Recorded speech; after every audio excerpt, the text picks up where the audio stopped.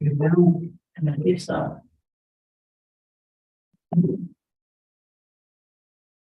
Thank you, everyone, for your patience. It appears everything is ready to go now. So welcome to the first session of council this Monday, November 28th, 2022. In-person meetings have resumed with a hybrid format option where members of council and the public can still join electronically via Zoom. The meeting is being live streamed and recorded and will be available on the township website. All rules apply to the meeting as if everyone was attending in person. And if there is a problem with the technology impacting the proceedings of the meeting may be recessed at the direction of the mayor to confirm the electronic format. Thank you, everyone, performing effectively before proceeding further with the agenda. In the event of connection or service disruption to those attending electronically, the mayor may recess the meeting to allow for attempts to reconnect. So with that, we'll call this meeting to order at 7:13. And we note that there was a closed session where the closed session minutes of August 18th, 2022 were adopted as circulated, and there was direction provided to staff.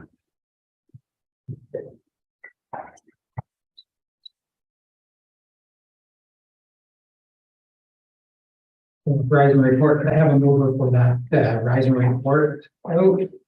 Moved by Councillor Spraque, seconded by Deputy Mayor. All those in favor, please raise your hand. Motion is passed. With that, we will go to the national one.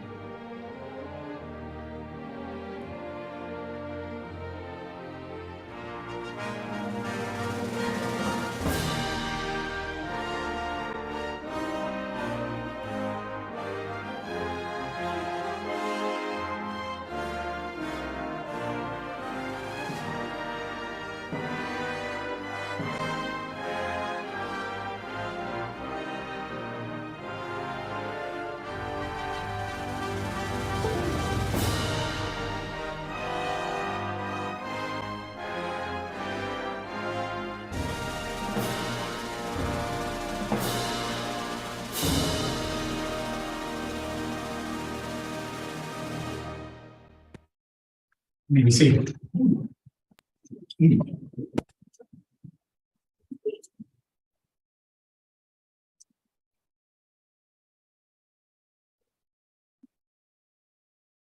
We acknowledge that we are being hosted on ancestral lands of the Haudenosaunee, Sisagi, and Omama people.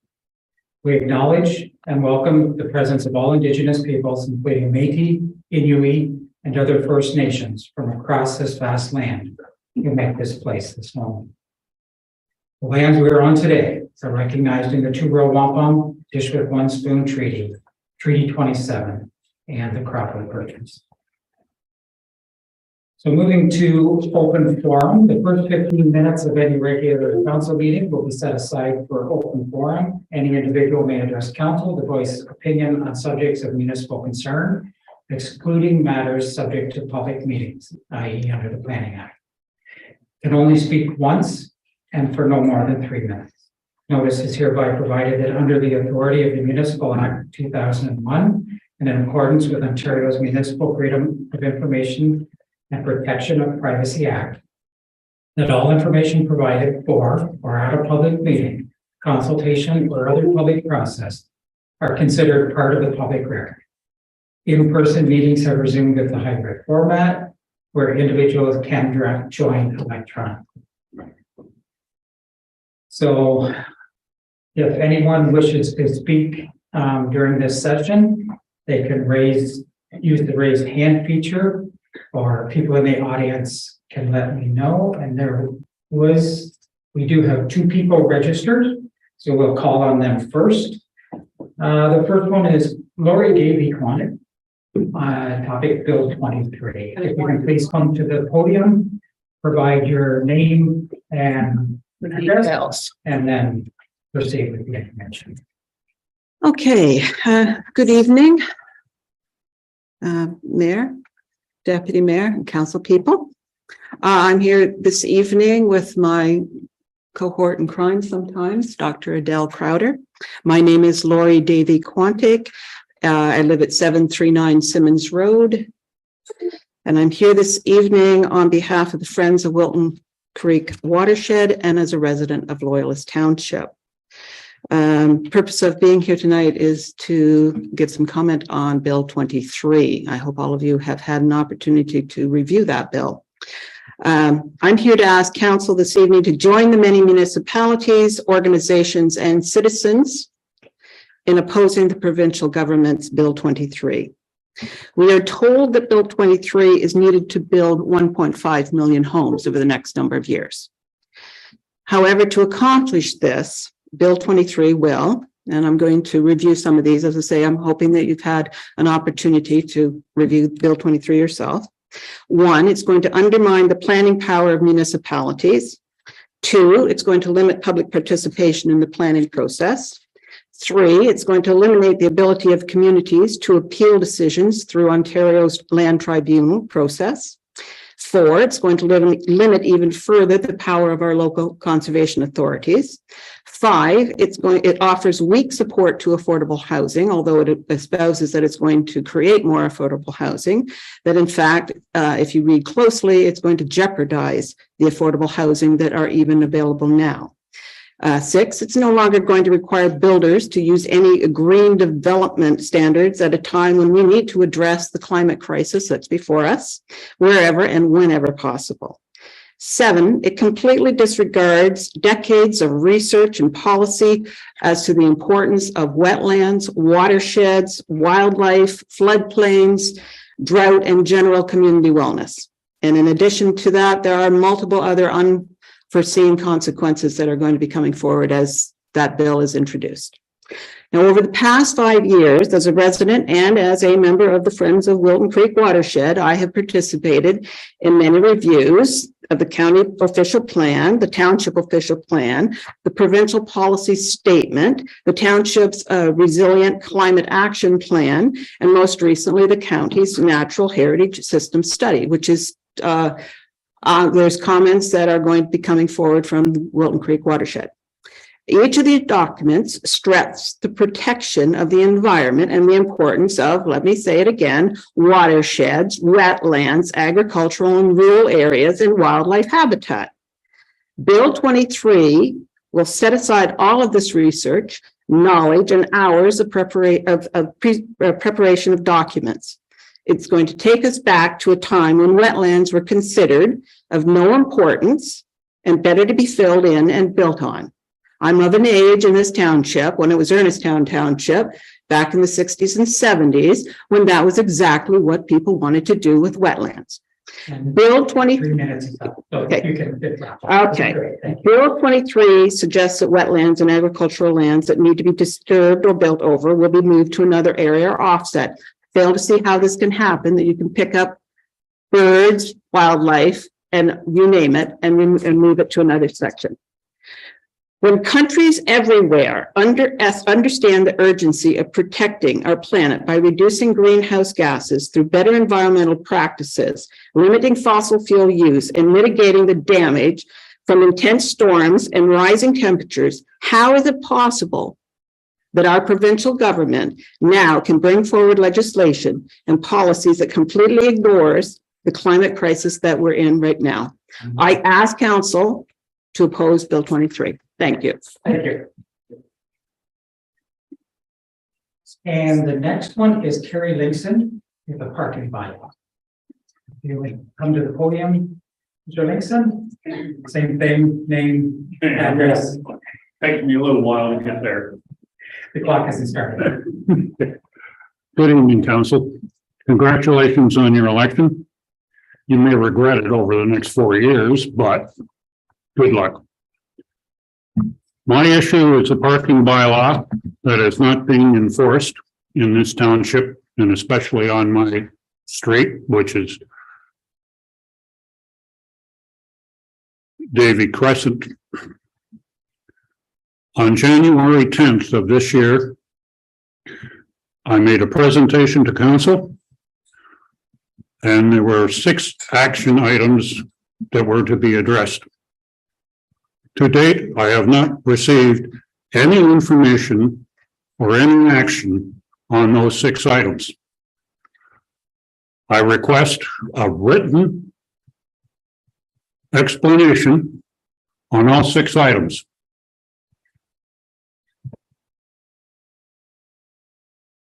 One issue, which was the most severe parking blockage, was resolved by the OPP. However, this, I expect it to resume shortly because there are 4 others that are blocking sidewalks, obstructing the street. No tickets, no tolls, and a road crews who are the finest in this province are restricted and prevented from proper snow removal and maintenance of the street and the sidewalk. I warn this council that you are open for lawsuits for slip and fall injuries for children, seniors, and other adults having to go into the street to get around these blockages. The onus is on this council. And yet I see no action in regards to fines, tolls of people who are ignoring the law. And it's not just my street. Tonight, coming here, I've seen at least 10 other violations on other streets, and there's at least 9 on my street. When are you going to start enforcing the parking bylaw?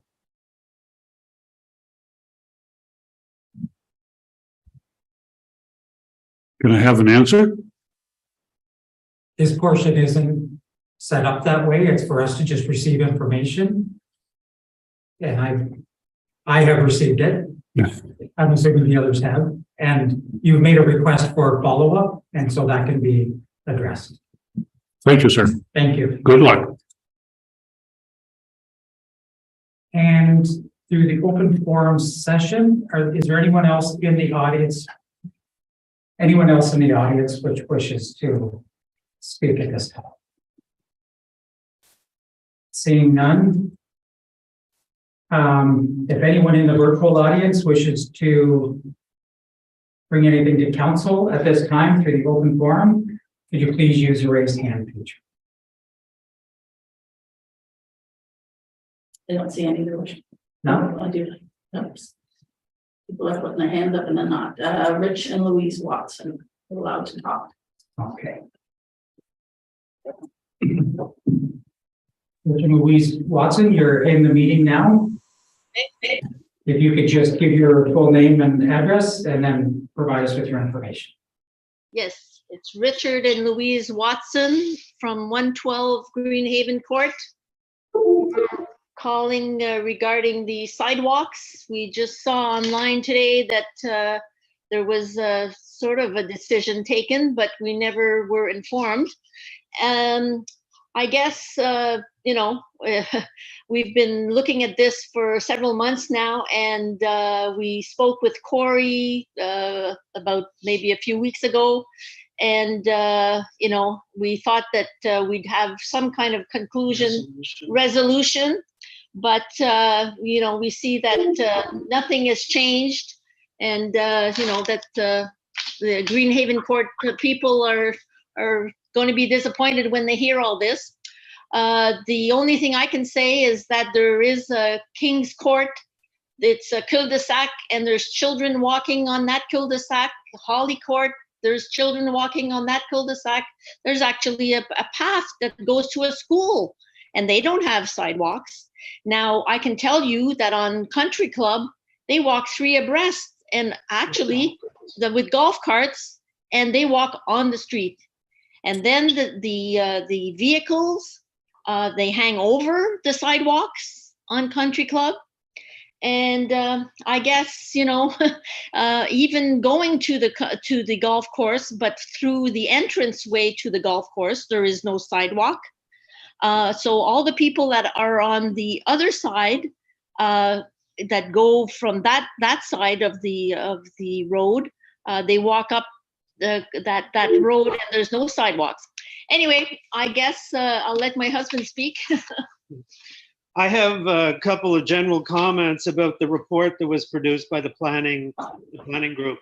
The first one was the suggestion that perhaps if we don't find that our driveways are long enough, we should drive smaller vehicles. And secondly, they suggested, or the report suggested, that the driveways could be made wider. Now, if your vehicle is not long enough to go on, how is making the driveway wider? Okay. And the most egregious suggestion was, well, maybe we could move the sidewalks to the other side of the street. So how is that going to help the people on the other side of the street? They're going to have the same problems that we have. Anyway, some of the suggestions in the report were outrageous. Some of them were just lacking in common sense, and some of them were just dumb. And so we're not very pleased with the overall result. And I think we had probably in excess of 40 people sign the petition. You got to have over 40 people that are not very happy with the final resolution. Okay, that's our statement. Okay, thank you. Is there anyone else in the virtual audience that wishes to speak to council at the state name under the open forum?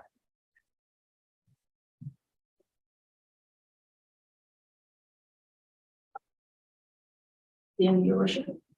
Seeing none, we'll proceed. The next item is the confirmation of agenda. Looking through for staff, any additions or deletions or changes? No. Seeing none, could I have a motion to adopt the agenda as circulated? Deputy Mayor? So moved. Moved, seconded by Councillor Willis. Any questions or comments? Seeing none, all those in favor, please raise a hand. Motion is passed. Are there any declarations of pecuniary interest or the general nature thereof this evening in the open session? Seeing none, delegations and presentations. Our first presentation, it will be virtual. MP Shelby Kramp Neuman. And just bringing her in from the audience. Okay.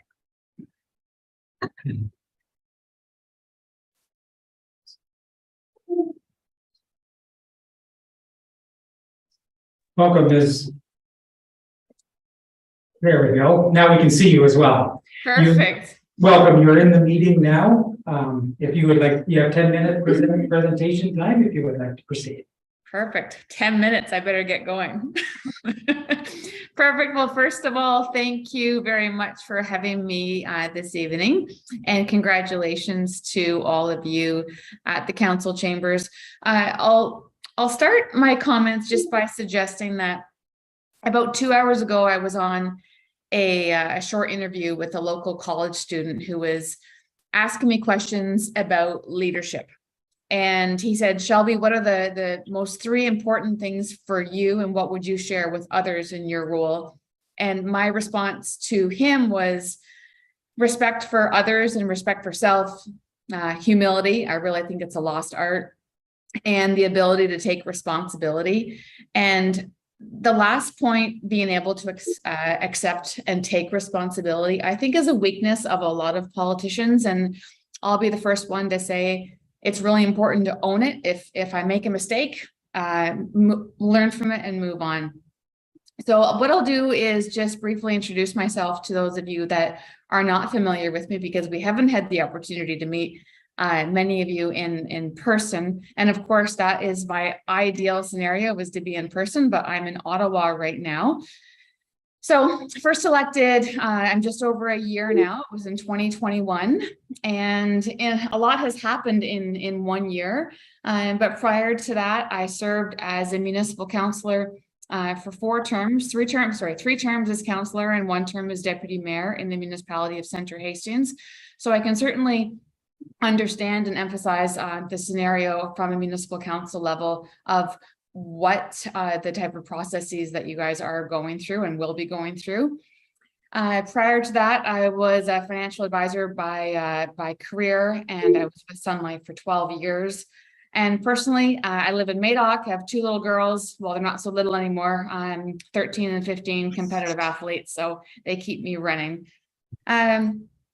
So my role for you as your member of parliament, I want you to try and think of me as your conduit for everything federal. I don't pretend to always have all the answers, and my strength is that I'm going to surround myself with as many people as I can to find the information so that I can best advocate for all of you.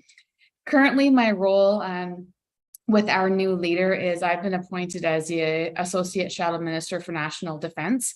It's a huge role, and I take it wholeheartedly. A year back, I was appointed as a shadow minister for seniors, so the role is significantly different, but it's only been a month or so in this role, and it is super intense. We have a very defenseless country right now, in my opinion, so there's a lot of work to be done, but that's perhaps for another day. Being a member of parliament has a lot of different hats, because when I'm in Ottawa, there's the role of being a legislator and being that productive voice and that respectful voice to try and advocate for what we believe in. And I think it's important for me to know when to have my partisan hat on and when I need to have it off, because there's certainly a time and a place. So when I'm in Ottawa, I literally, I started this morning it's called a CAC meeting, the Caucus Advisory Council, where we're coming up with different types of policy ideas in my portfolio of defense that we're going to be suggesting to our leaders. So the day started when I left home this morning at around 5 o'clock. And I normally wrap up closer to, well, tonight I have one last call after this one, so it'll wrap up around 8 or 9. But when I'm back in the riding, it's very different, because we're doing everything from all the different local events. For example, on the weekend, I was the opportunity to be at 4 different Santa Claus parades, but it's not all the fun stuff that we see, for example, in social media. From a day-to-day basis on the constituency level, our team is doing everything from dealing with people that need help with Revenue Canada, Service Canada, immigration, what have you. So there's a tremendous amount of work, but it's 2 very different hats. But this isn't new to many of you. You all have had dealings with members of parliaments before, but I just give you an idea from my perspective, how things go along. Obviously, right now, the world is changing, and it's undeniable that there's very much economic uncertainty. There's very much environmental uncertainty. Threats, in my opinion, have no borders, and we have traditional and emerging threats that we're dealing with as a nation, as a country, as a society. There's a lot of changes. Day to day, I'm hearing from constituents, and we're talking about a lot of concerns about the cost of living, affordability. There's burnout in our healthcare system. There's the firearms legislation right now with the amendments that are trying to go through that we're getting a lot of feedback on. And I will ferociously be voting against that should it come back to the House. Everything from climate change, very, very real. And we have the issue of the war on Ukraine that is impacting the world. So a lot of issues, and perhaps what I can suggest to all of you is that from a local level, Loyalist Township, I need to be able to, I want any of you at the table to be able to feel like you can connect with me, say, Shelby, we have this grant, we have this application we want to push through. I want to be your eyes and ears in Ottawa, but I really hope that you can be my eyes and ears on the ground there so that we can be working together. I don't pretend to have a helicopter and be able to be everywhere for everyone, but it's my goal to do as much as I physically can, because if I'm not trying to make a difference, then I shouldn't be here. So I see I have just over 3 minutes left. So perhaps at this point I could open it up for any of you to suggest or give me feedback on any particular types of ongoing projects or applications that you currently have in the mix. That might be a big ask to do in 3 minutes. So probably better yet to have you follow up with our team to give us a list of current applications that are in the mix so that we know how to best advocate for you.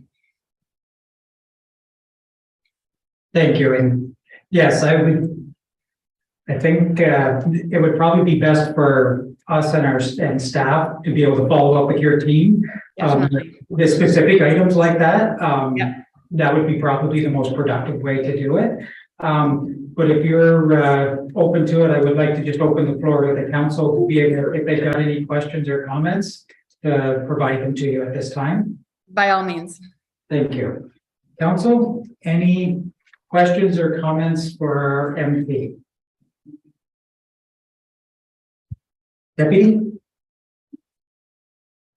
I would just say I really appreciated your comments about how you perceive your role and you know the work that you intend to do to advocate for your constituents and obviously for our constituents here in Loyalist. I think you will be no stranger to this, that from the public's point of view, one of the major challenges in our political culture writ large is partisanship. And I think sometimes for municipalities, it's challenging to imagine, success in applications, with depending on who's in power and who's not. And I think it's really welcome to have an MP speak frankly about those issues and state publicly that you're going to work for all constituents and help our municipality with whatever projects and applications they have on the go with whoever happens to be in power at the time, because ultimately MPs are most effective building relationships across the floor, across the House, across governments. Yeah, I couldn't agree more. And I will underscore that by saying, of course, my father has been in the role as a member of parliament for some time prior to me. And we don't agree on everything by no stretch of the imagination. But one thing we do agree on is the importance of working across the party line and having the relationships. There are some really good members of parliament of all different stripes. And if we can't benefit from that and from a riding perspective, then, I'm not serving you best. Thank you. Any other members of council wish to question or comment? Seeing none, I'm going to briefly make a comment. I have appreciated your work since you've been in your current role. You have been very supportive and very active in our community. And I mean, you've been here different times for different functions. One notably was the Umacore announcement where you attended and you fulfilled your role perfectly, I believe. And you and I have even had a couple of phone conversations over specific issues or concerns, and you have always rose to the occasion and dealt well with the issue of the day. So I really appreciate that. And I found you were mentioning social media, the one that you posted where you started at Amherst Island and ended at Lake St. Peter. And I know I've commented on this before, but I have been to Lake St. Peter. And it is a long drive, so you did very well to get that done in one day. Perfect. Well, thank you. Thank you very much, Your Worship. And I don't want to exhaust too much more of your time because I know you have a full agenda ahead of you. But we do have some proposed riding changes as well, and there'll be more confirmation of that come December the 10th. But the area, like your area, will not be impacted. The only thing it will happen is if the proposed changes do proceed, the riding will be even larger. So I'll be past Lake St. Peter. I'll be further into North Kawartha, but we'll wait and see when the time comes. Right. You'll need a new car. I'll new running shoes, but to Your Worship and all of council, thank you very much for hosting me tonight. Thank you. Thank you. So the next delegation, Donna Salsbury, unmaintained road or reduced costs, sorry. You could just, same thing, state your name and address and then provide us at the end. Hi, I'm Donna Salsbury. I live at 5526 Bath Road. Lived there for the past 18 years. And the only way into our home is up a driveway, which is referred to, and it's called an unmaintained road. It's no longer than anyone else's driveway along there. And eventually we wanted to have it paved. So being an unmaintained road, we asked if we could get it paved, but then they said, well, that's what an unmaintained road is. We just don't do anything. So for the past 18 years, we've been keeping it up, putting, what's that stuff? Fixing the potholes, and we snow blow it every winter ourselves. And this year, I was talking to Mr.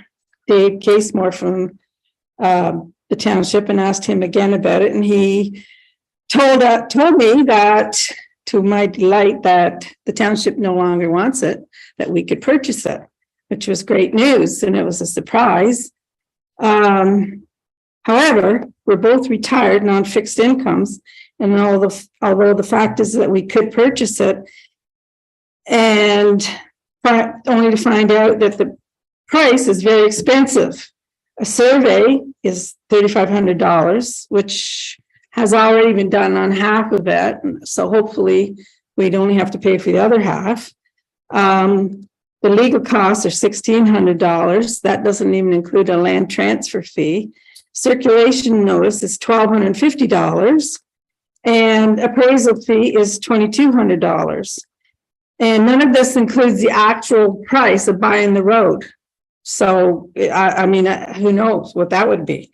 So I'm here to request that you drop the appraisal fee and just give us a nominal fee for the price of the road, and we pay the other costs. Being as we've already been using it and caring for it for the past 18 years, I thought it would be fair to ask that. I appreciate being here and hope that you could help us afford to purchase it, in which case we might be able to afford to have it paved. Because when my husband's out there in the winter, snow blowing it, he's blowing up all the gravel, and then by spring we've got to put more gravel down, and it gets a real mess. So that's my request. If you could maybe drop the appraisal fee and give us just a nominal fee to purchase it. Thank you. Thank you. If you could just wait a moment. Anyone from council, any questions for the delegate? Seeing none, thank you. Thank you. When would I hear anything on this? Well, How does that I'm work? going to ask for a motion now from council, Oh. and so that will give direction to staff Okay. what they may wish to All have. right. Thank you. So, council, there were a couple of requests with the delegation. How do we have a motion to be made regarding this delegation?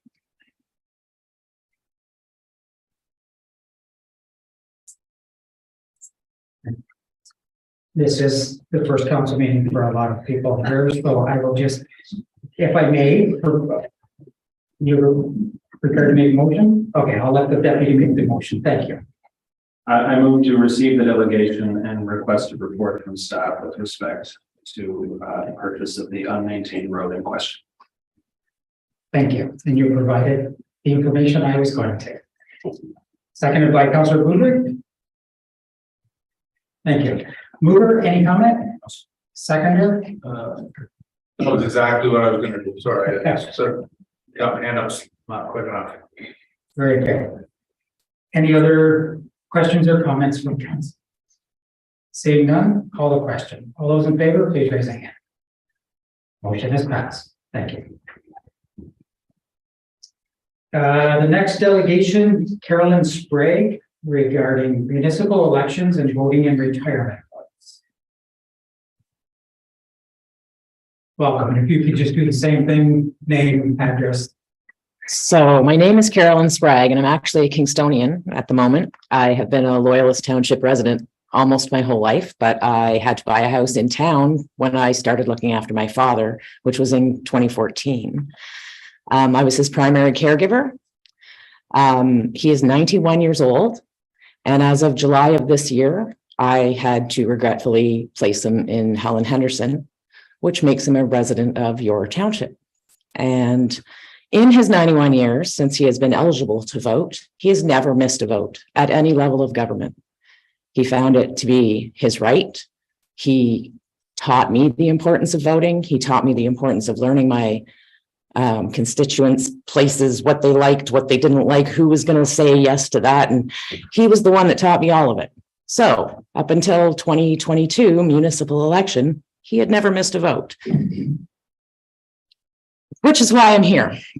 A lot of people that go into retirement and nursing homes, there is a difference, believe that they're just being forgotten. They're being left there to die.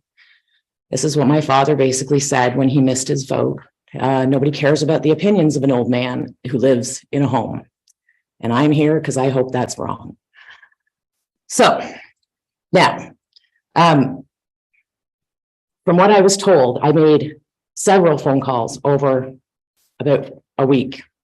And I actually contacted other people, originally going directly to the home thinking that it was their responsibility. But when I was told how it worked, I realized this is where I needed to be. And after many, many phone calls and some very inappropriate ends to the conversations on my end, not any of your people's end, I was finally directed to call Rick Brzez's office.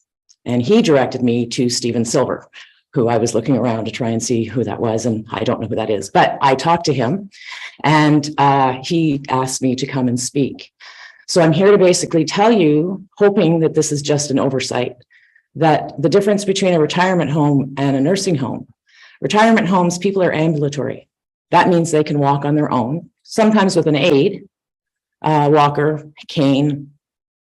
Some of them wheel their own wheelchairs even, but they're still ambulatory. They make their own decisions. They have their own lives. They come and go as they please. On the nursing side of homes, they are far and away past that. They can no longer look after themselves. Out of, hypothetically, if a home had 100 people, there may only be 70 that are mentally able to vote. Of that 70, 60 of them are going to need one-on-one support by the staff at the home. Your regulations, the procedure you use is an hour and a half for a nursing home. I'm assuming that was built on retirement homes.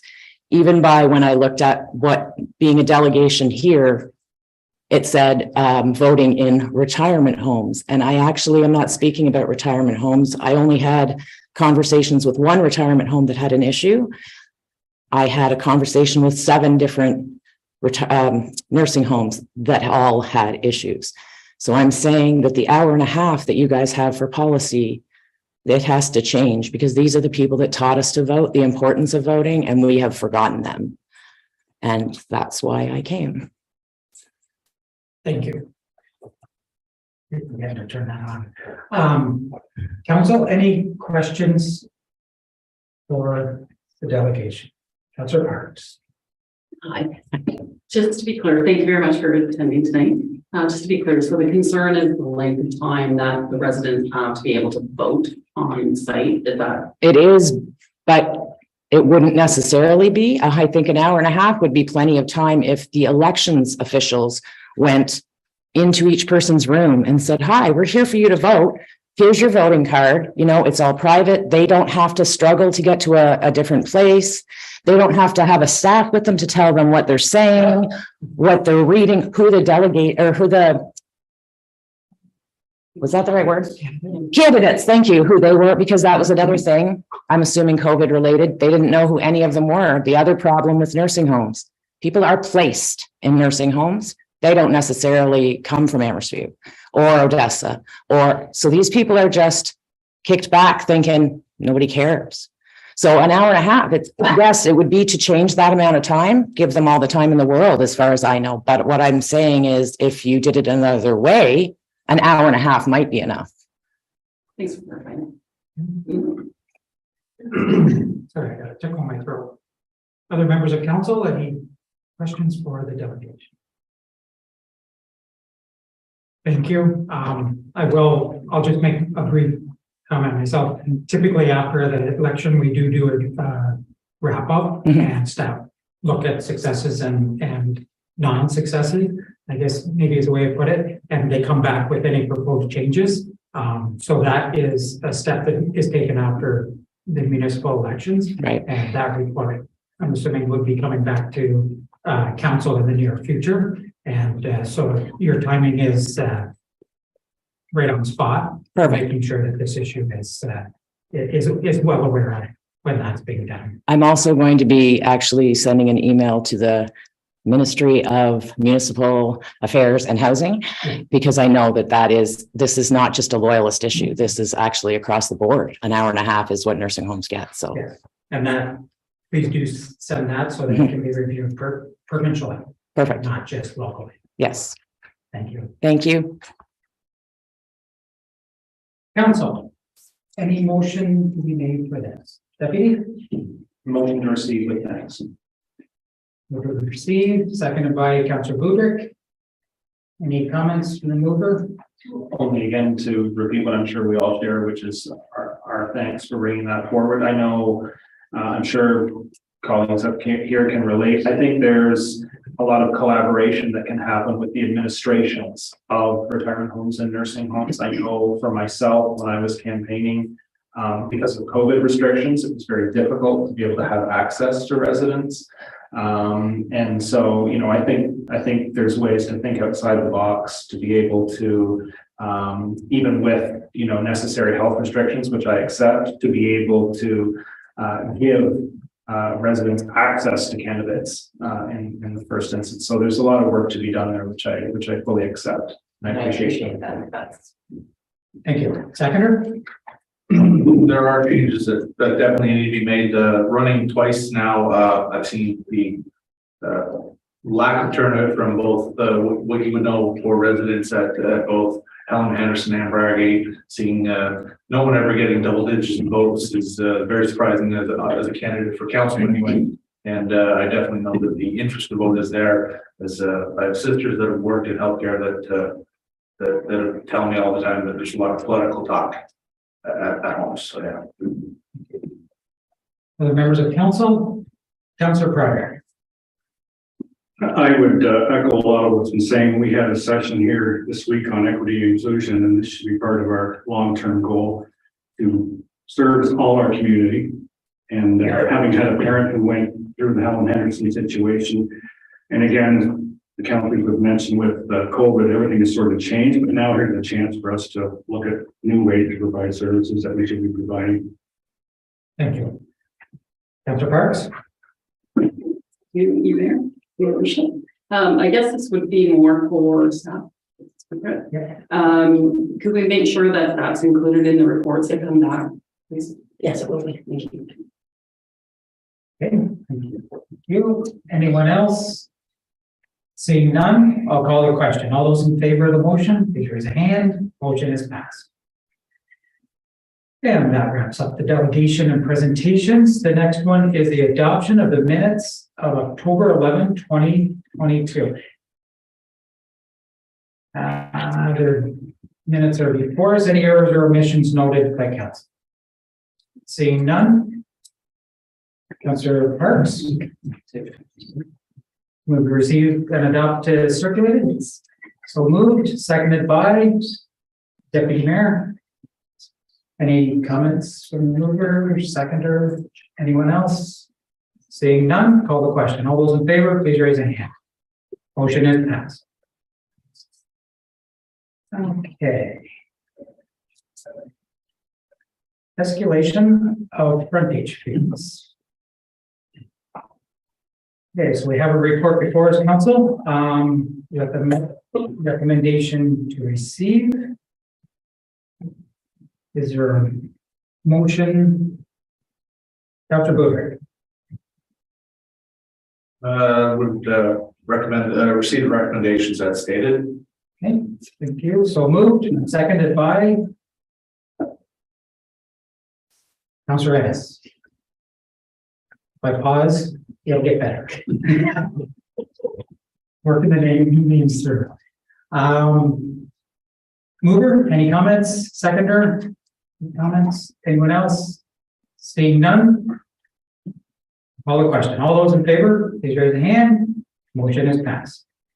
Escalation of development charges. Report before us, same thing with the recommendation to receive. There a motion to go forward regarding this one. Councillor Parks. Motion to receive the report. And adopt the recommendation. Thank you. But like I said, you're right. Seconded by Councillor Booger. Any comments from the mover? No, sorry. Thank you. We're having some technical issues. Seconder, none. Anyone else?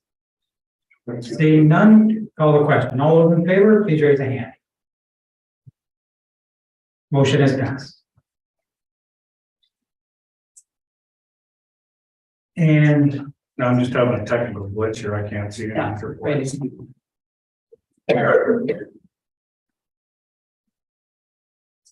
okay. Are you okay just looking on and watching get second? Yeah. We'll proceed. Is that good? Okay. Yeah. Good. So the next one is escalation of impulse growth fee. Same thing, report before us, motion to receive. Deputy Mayor. I move to receive. Receive. Seconded by Councillor Willis. Mover, any comment? No. Seconder? Anyone else? I have a unified question for you. Yes. Staff. Can somebody explain to me the difference? Can somebody explain to me the difference between growth and club fees in the water and sewer and what that means? Yes, through you, your worship.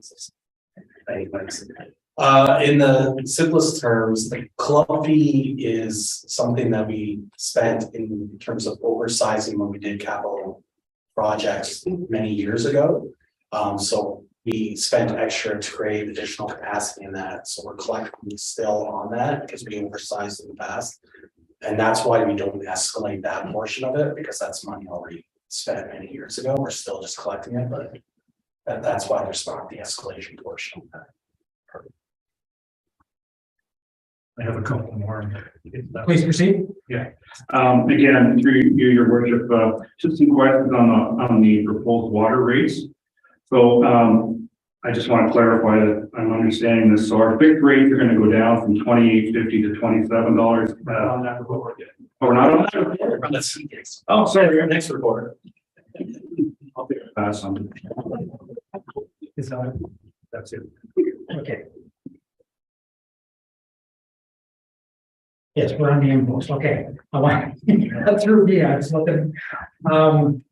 Any other questions, comments for the impulse growth? Yep. Moved and seconded. Just asking for comments. Seeing none, call the question. All those in favor, please raise a hand. Motion is passed. Okay. These titles are so close, we have to watch it. 2023 water and sewer rates, user rates. Deputy Mayor, Move to receive and adopt the recommendation. receive and adopt. Seconded by Councillor Parks. Mover, any comments? Over I'll just follow procedure. Seconder, any comments or questions? I just wanted to comment that I'm happy to see that we're starting to stabilize rates. Great, thank you. And anyone else? Councillor Frederick? Mine's a little more than that, but basically, so our fixed rates are going down. Is that going to have any effect for you to staff? Is that going to have any effect on service? Through you, your worship, no, it does not have effect. We still raise the revenue required based on budgets. And just to continue, the way I read it, if we encourage people to reduce their rates or their consumption rates, they're going to get a better, they're going to be happier with their bill if that's ever possible, in terms of it will decline a bit. Yes. Okay. I guess I have a general question, because I was looking at page 53 of the report, and our water incentive program, we averaged less than 2 households per month last year taking part in it. And I'm just wondering if there's any thought of how we can improve that number through you, your worship, to whoever I direct that to. And that sort of fits just to fill it with the water leak forgiveness program. We only have a few. Now, is that a question of that we have no leaks, or that people just aren't aware of the programming? The second one, we haven't had anybody coming saying that they've had leaks, and with that, it's usually leaks that are, we can't define a reason why it happened. It's not just that I left the tap on and so I want it forgiven. So yeah, it should be very rare that we actually get one of those. And the first portion, is there anyone that wishes to? The first portion, sorry. So I was looking at the, this right. We're averaging on that program for conservation incentive less than 2 households per month. And I'm just wondering if there's a way we can get more residents involved. Is it involving a local hardware that maybe they don't have to go through some of the paperwork, or, it just seems like that's not very good, to be honest with you, 2 per month, or less than 2 over a year. Okay, thank you. Thank you for repeating the question. You want to speak to it? Please proceed, Director. So I can start. No, thank you, Your Worship. So through you, I can start. So in terms of uptake, we did include communications out to residents in terms of the communication that goes out in the water and sewer bill about the program. And also there was a social media blitz that we did when it was initially rolled out. We can look at additional communication that we could send out sort of a second round of information through social media, and a reminder perhaps in the utilities bills that are going out next. In terms of process for the program,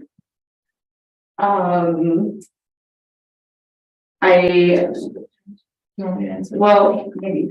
So I'm just going to stop it over down there.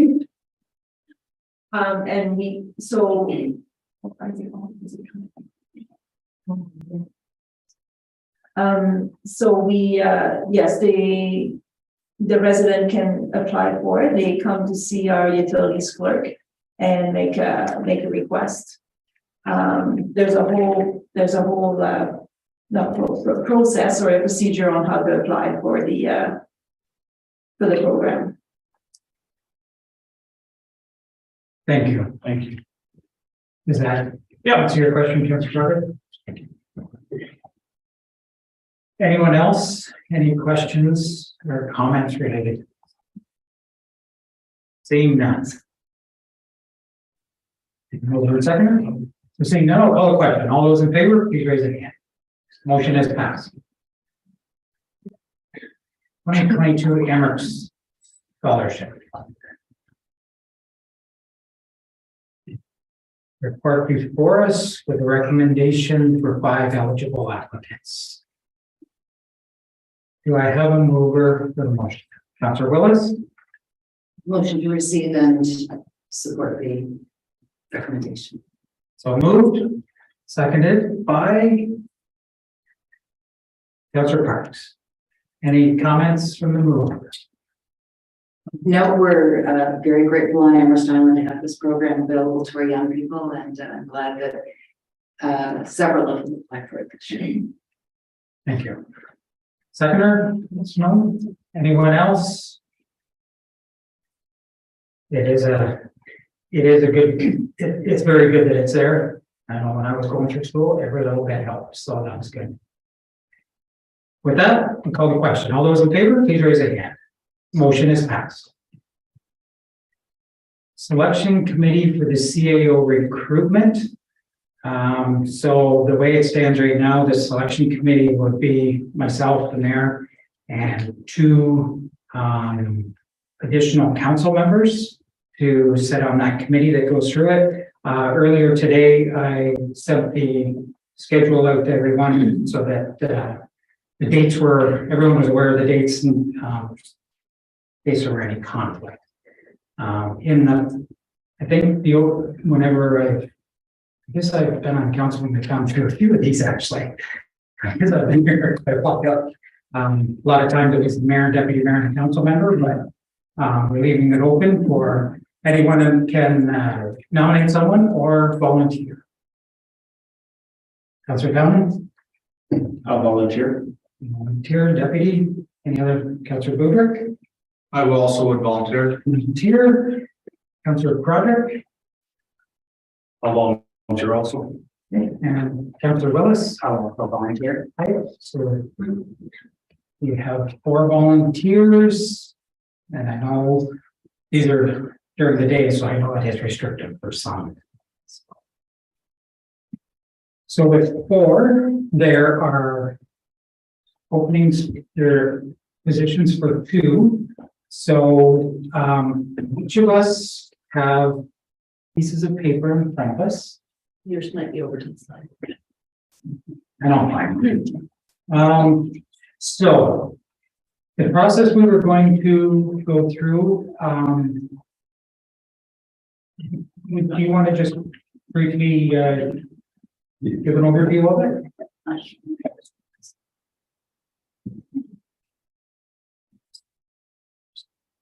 Okay, I will speak loud. So the process, what we had done was the mayor would call for interested members of council for 1 position at a time. So again, this is for 2, so we'd be doing 1 and then the other position. When more than 1 member stands for appointment, a vote shall be taken. To be appointed, a member shall obtain the highest votes. Each member willing to stand for appointment shall, prior to the vote being taken, be permitted to speak to their reason that they would like the appointment, if they so wish. And then after that, each member of council will vote by writing down 1 name on the paper ballot. We'll collect them, and then we'll do the vote tabulation to say who had the highest votes.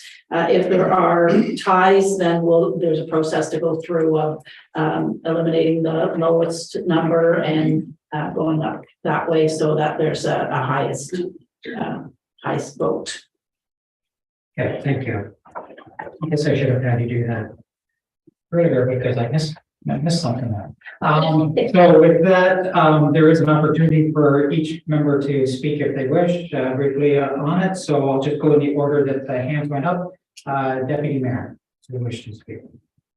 Yeah, I only offer that I've been through process before, having been on the selection committee for the last CAO.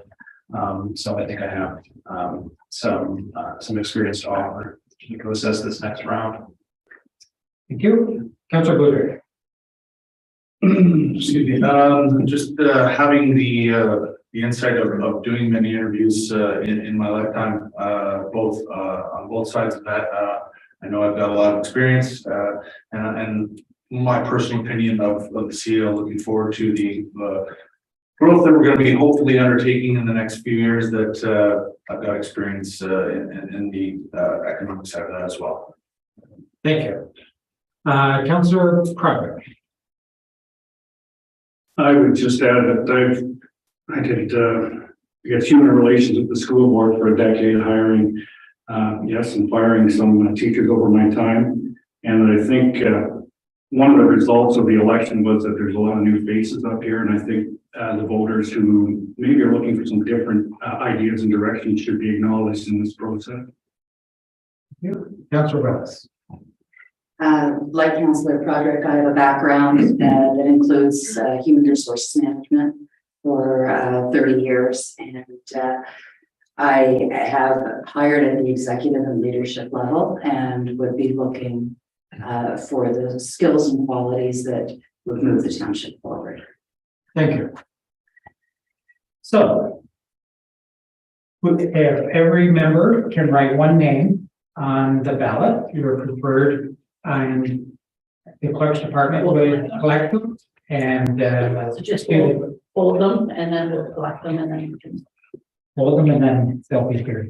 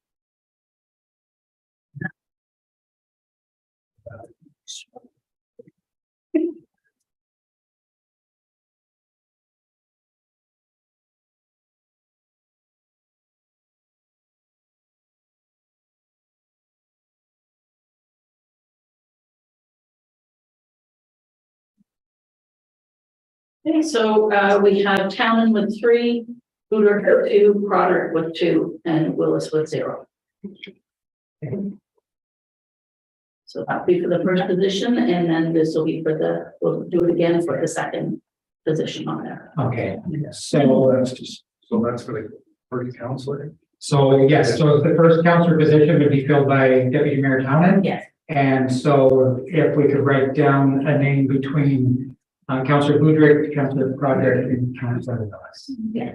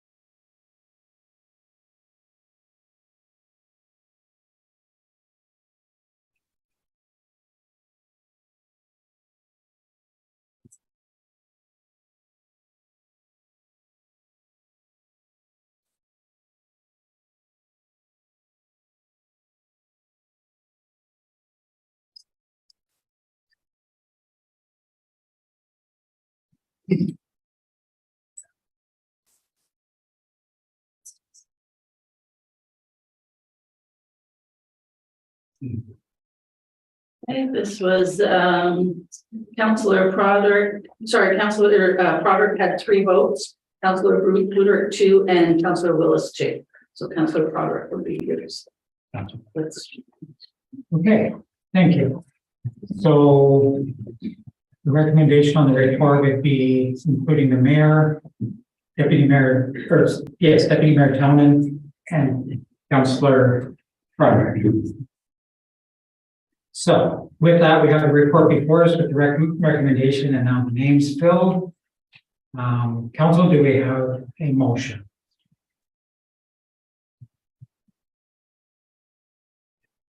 Deputy Mayor? I move to adopt the recommendation and with respect to number one, the selection committee for CAO recruitment with members including the mayor, deputy mayor, and councillor Broderick be established to work with the consultant to determine a preferred candidate. And two, a closed session meeting be held with all of council such that all council may meet the preferred candidate ahead of an offer of employment being negotiated. So moved. Seconded by Councilor Broderick. Any questions or comments? Councilor Reyes. Yeah, through your worship. Just a question, does the recommendation as worded allow for an eventuality that the committee ends with two recommended candidates that they bring to council, or must the committee only bring one preferred candidate to council? Now, if I understand it correctly, it's the preferred candidate, so if there was a tie, it could be two, but I'll defer to Director Campbell. Thank you, your worship. Through you, that is the way that the recommendation is currently worded. It doesn't mean it has to stay that way, but that's the way it's worded, right? Worded that it could be, it's the preferred, so it could, the number isn't there, it could be one or two, is that what you mean, or it's just one? Sorry, it's worded that it's the preferred candidate singular right now. That's how it's worded right now.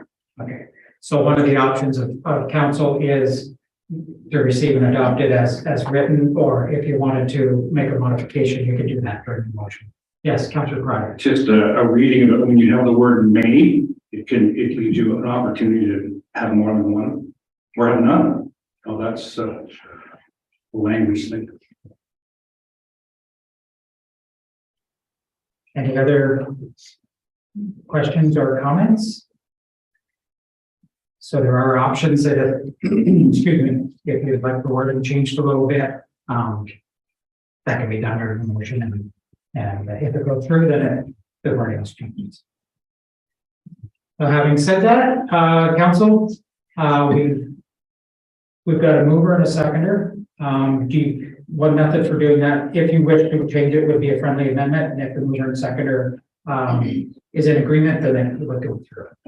Friendly amendment, just to add after candidate, bracket as bracket.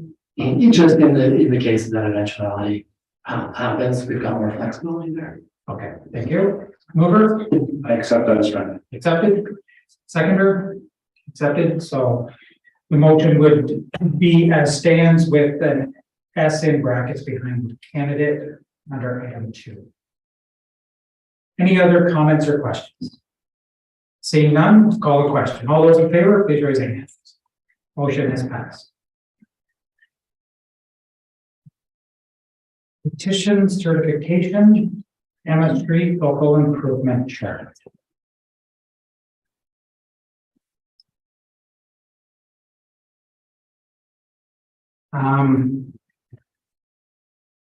This one is a little unique. So there is an opportunity. If there's always an opportunity, I'll just remind council that if there is a question for clarification of the recommendation or the report, you can always raise your hand and ask that question prior to the motion being made, so that you're clear to make sure that you're confident in the motion that goes forward. So I wanted to make sure that was clear, because this is a little different one. So if there are questions, feel free to raise your hand for a question of clarification. If not, there is the recommendation with the report before us. Your worship. Yes, Councillor Wells. Thank you. Through you. I'm just wondering if I could get some clarification on the difference between the development charges that would apply to this property and a local improvement charge. I mean, is the word the same or is it different?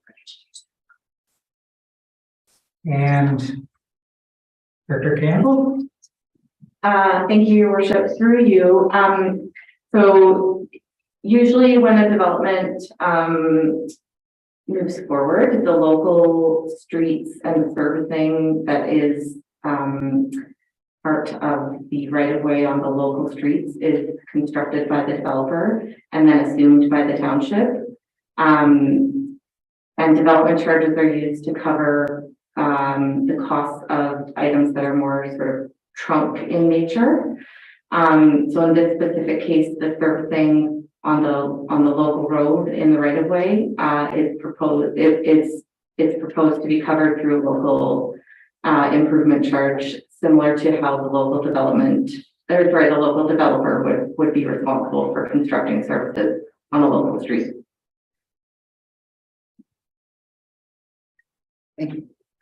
Does that answer your question? Yes. Okay, thank you.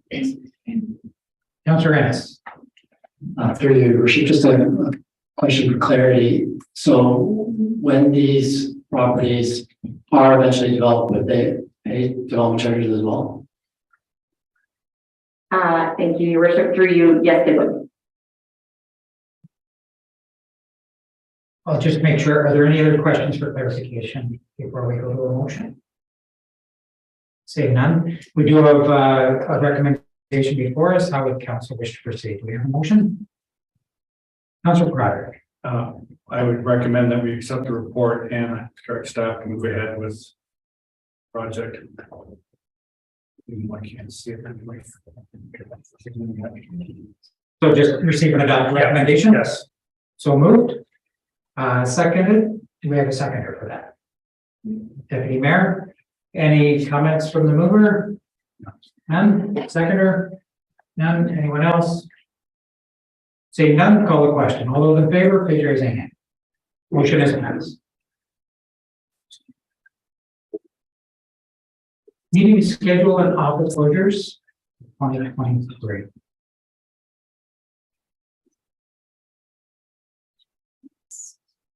So we have a report with a recommendation. Yes. Is anyone, Deputy Mayor? I move to receive the report and adopt the recommendation. On item recommendation number 3, I would propose that the second council meeting in August, being August 28th, be canceled. If I get a seconder, I can find the rationale. Okay. So moved. Do we have a seconder? Councilor Goodrich. Mover? Yeah, just the one date change so that it doesn't result in us being away from council for quite a lengthy period in late July and early August. We found, for those of us on council in the last term, we still had to have some special meetings of council be called because there's items that still need to get dealt with. So it might be a little better to extend that date to the end of August rather than the beginning, so that we have time for a committee of the whole, committee of adjustment, and a regular meeting at the beginning of August if there's issues we need to address. That's my rationale, but again, I'm to council. Thank you. Seconder? Comments? Good. Anyone else? Any comments? Councilor Parks. Thank you, Mr. Mayor. I guess this would be directed to the staff, but I don't know which staff. In regards to, I'm assuming that the vacation schedule, planning of the meetings is based on staffing vacation. Usually. Did that have any? It's usually the first 2 weeks in August are a busy time for vacation. That's Through this for the meetings, it's typically based on the vacation schedule is more for council and then for staff to work around. So planning staff, again, the committee of adjustment, as long as there's applications, would still go forward. And again, council always has the opportunity to call a special meeting if something was to pop up that they needed. Other than that, staff will work around the meeting schedule that council adopts. okay. Thank you. Any other questions or comments? Seeing none, call the question. All those in favor, please raise your hand. Motion is passed. Committee appointments for 2023.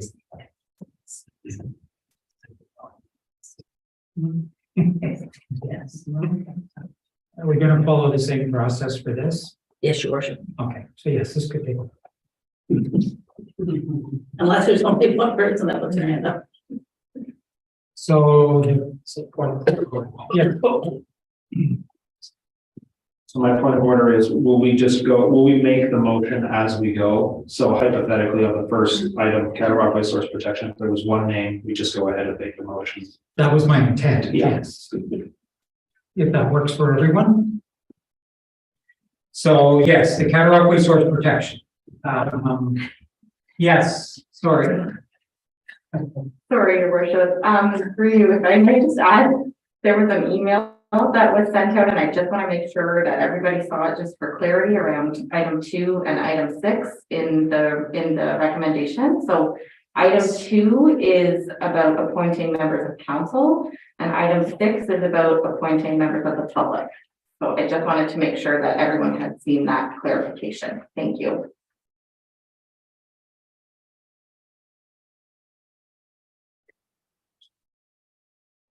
Yes, but now you're making me wonder if I forgot. Sorry. So. Okay, yes.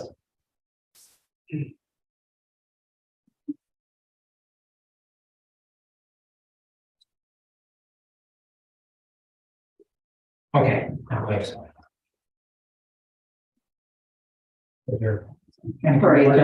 Sorry, just obviously the second 6 should be a 7. My apologies.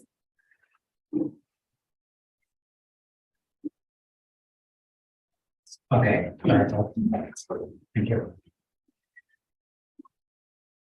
So, Cattle Rockway Source Protection. I'm just gonna scroll on where I can see the chart.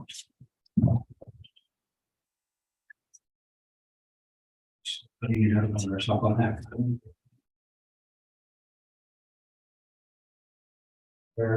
No. That is one that can be a staff or a council member. Am I correct on that?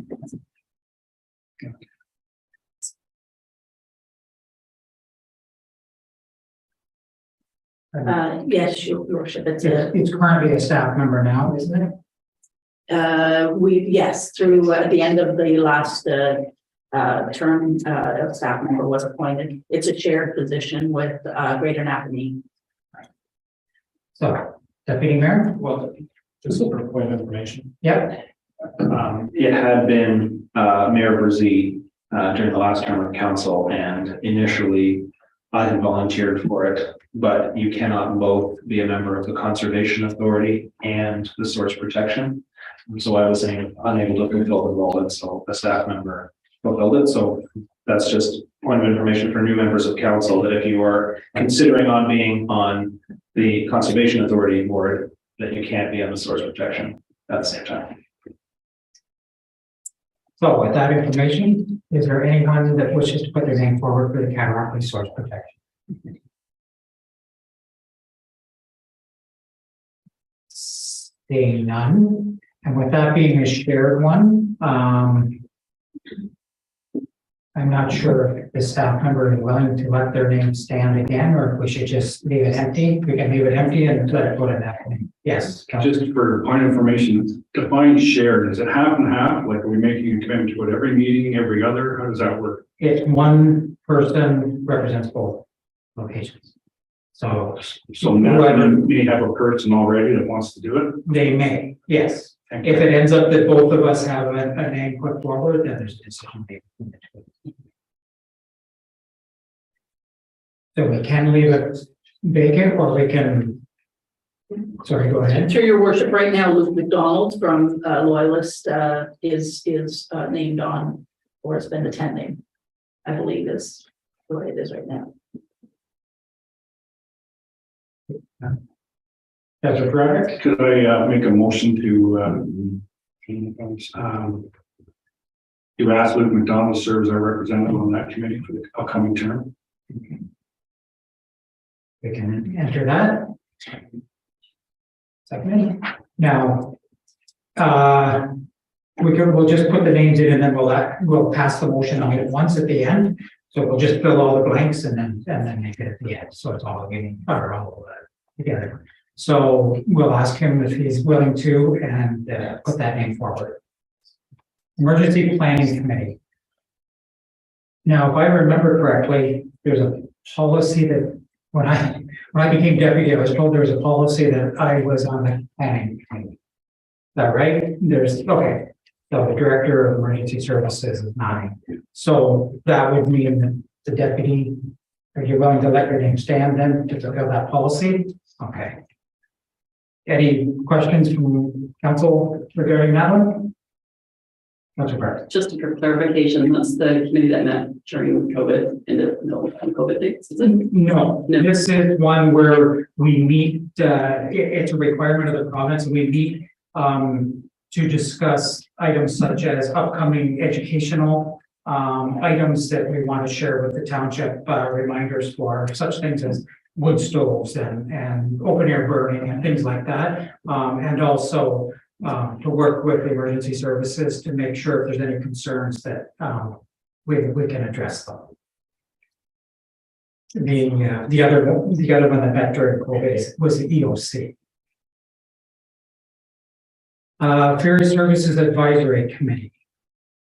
And this, I believe, is by policy 2 is the Ward 1 representative to be Councillor Willis and the mayor.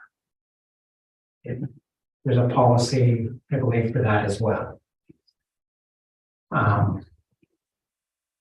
So are you willing to let your name stand, Councillor Willis, for that? Okay. I will let my name stand. I'm just going to make it known publicly that for personal reasons, I will be delegating a portion of my position on that to the deputy for a little while until I resolve a potential conflict. Once it's resolved, I'll be back. I just wanted to make that clear in case there's certain people listening. Kingston and Area Taxi Commission. There's one council representative, Dr. Boudreaux. Did you want to put the name forward? I would definitely put a name forward again. 4 years of doing it. There's some things I've been working on that I would like to see come to fruition that we're just about to get across the goal line, I believe. Okay. Anyone else wish to put their name forward or meet with Councillor Boudreaux? Thank you. Lafarge Community Liaison Committee. You wish to put your name forward? Yes, please. Councillor Parks has been doing it for the last term, and I've been representing counties, so we work together on it. So, anyone else wish to put their name forward on that? Thank you, Councillor Parks. County Council Alternate.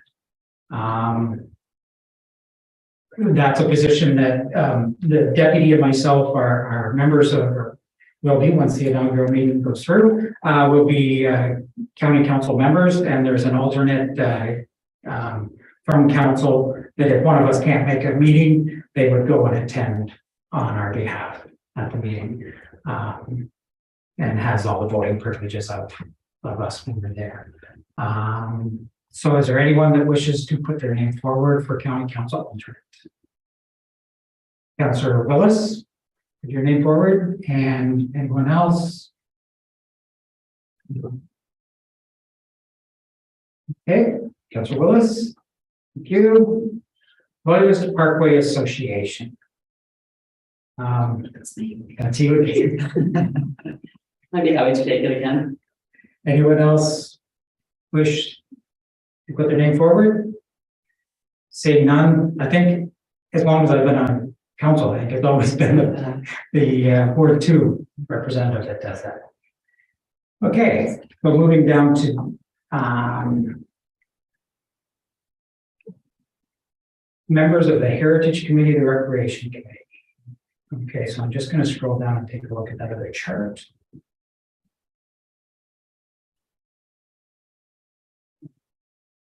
For the Heritage, you have one member to appoint. Does anyone put their name forward for here? Sorry. Proceed, or Deputy? Yeah, I really have enjoyed chairing the Heritage Committee, and I would be happy to continue to do so, but that position is the chair's position, and so I want to make it available to other members of council, particularly newer members of council, if there's any desire for it. I do desire it, so I'll continue doing it, but I think it's fair because, you know, it's always good for members of council that want to get sharing experience to be able to have that opportunity. So I'll put that up there, but I'll stand back. Okay. Thank you. Anyone else wish to put their name forward for Heritage Committee? And the way the policy reads is that the council members on these committees, like the Heritage, the Rex, renewable energy, the council member or the most senior council member chairs the meeting. So that's if you're on the committee and you would be chairing it as well. Seeing none, you let your name stand. It's Deputy Recreation Committee. There's 2 members for that. Councillor Broderick and Councillor S. Anyone else?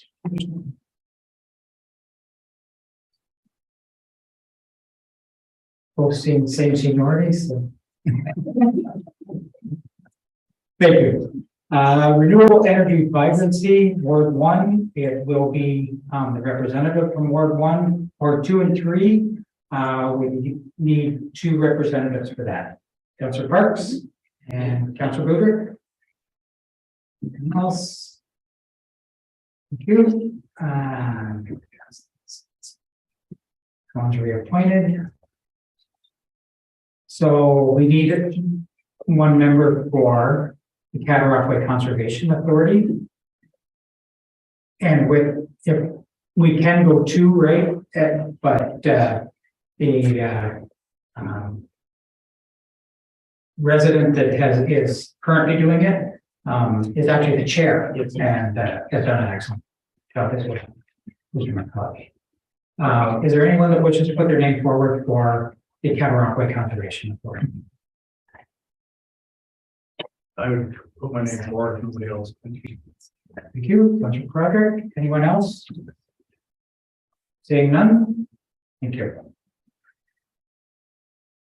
Quinte Conservation Authority. It's been a very long time to get a member on that, but there is a position available for us if anyone is to attend.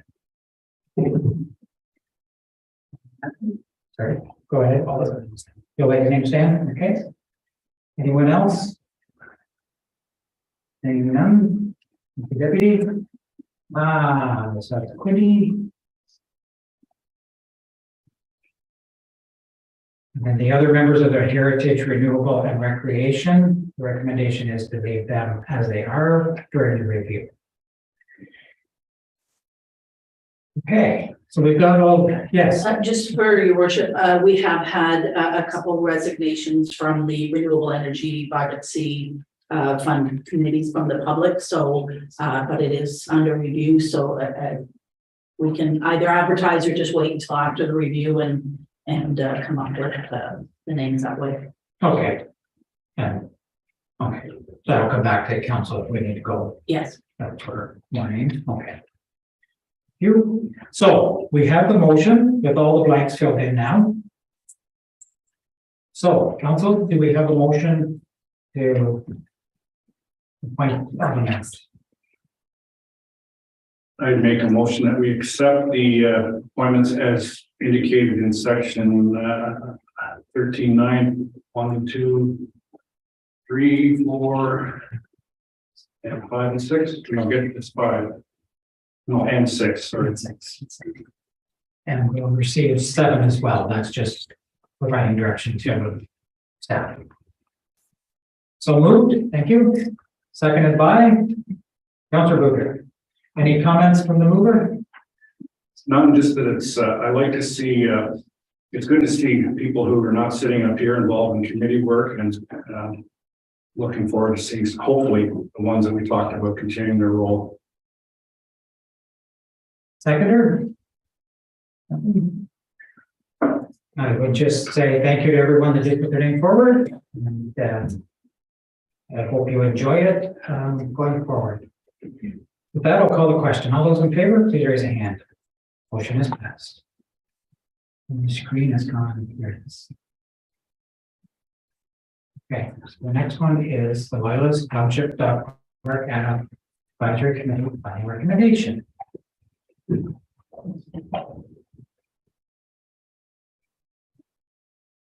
So. Follow up from previous direction to the ad hoc dog park advisory committee. Any questions for clarification on this before we proceed?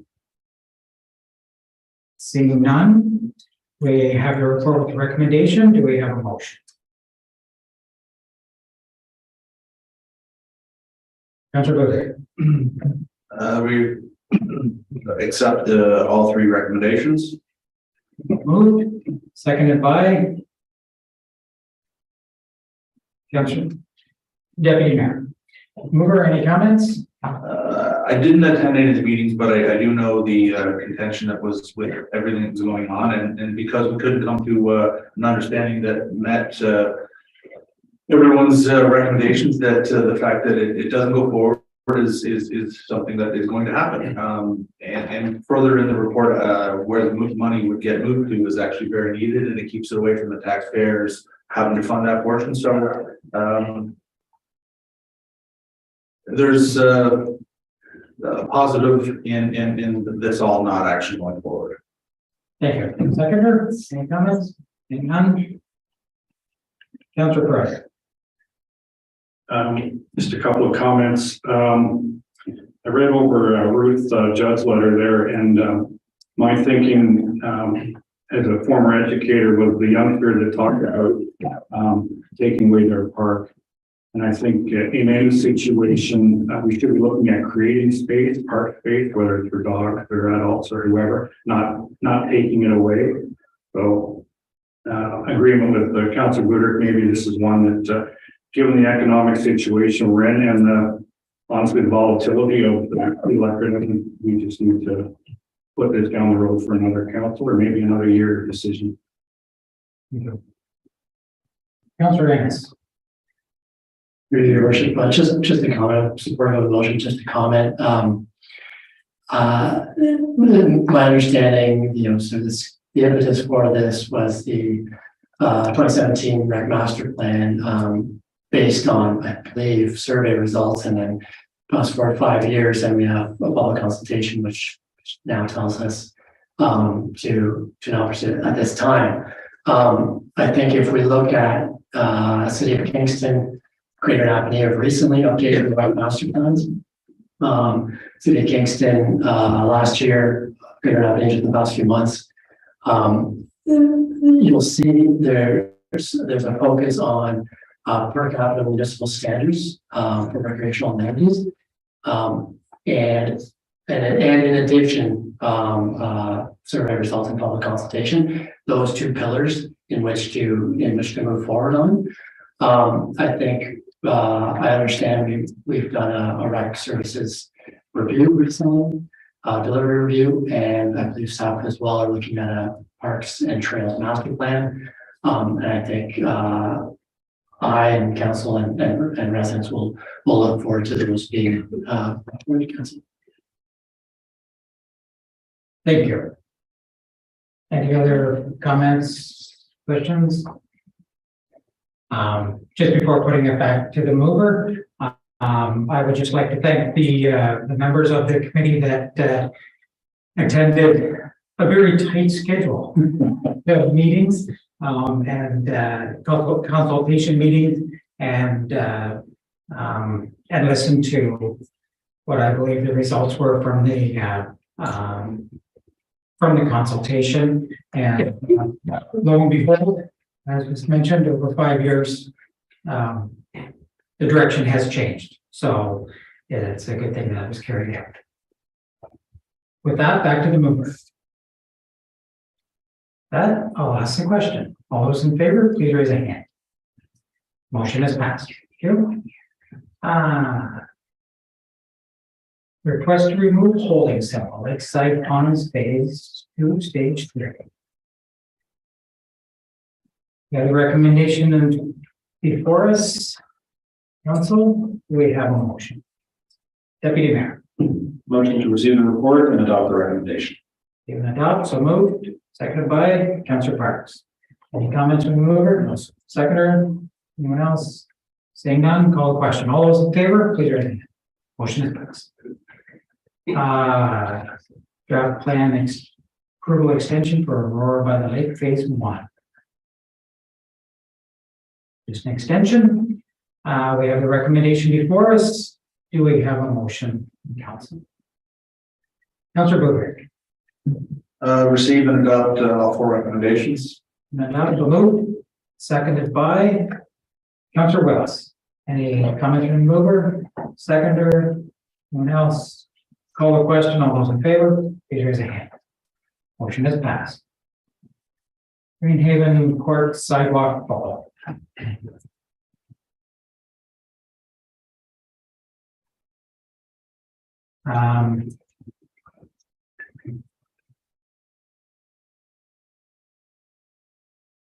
Do we have any questions for clarification on this? Councilor Hess. Through your worship, just a question for my understanding. It's about, along with the sort of driveway sidewalk issue, is this, do we have in this subdivision or similar, what are the parking space requirements?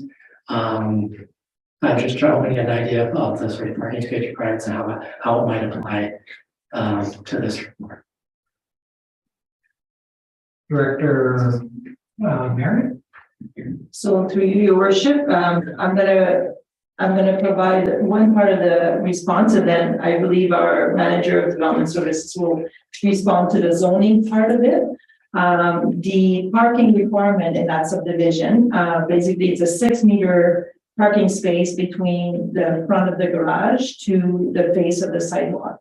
Just to put that in perspective, 6-meter length is a typical parking space that you'll get in any, if you go to the grocery store, there's 6-meter long parking spaces. And I'll just let Ms. Furness answer the next question.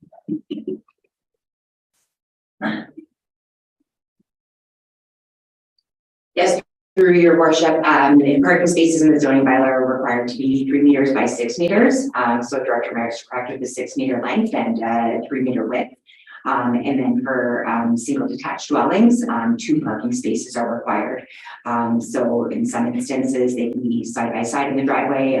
The garage also counts as a parking space. So in this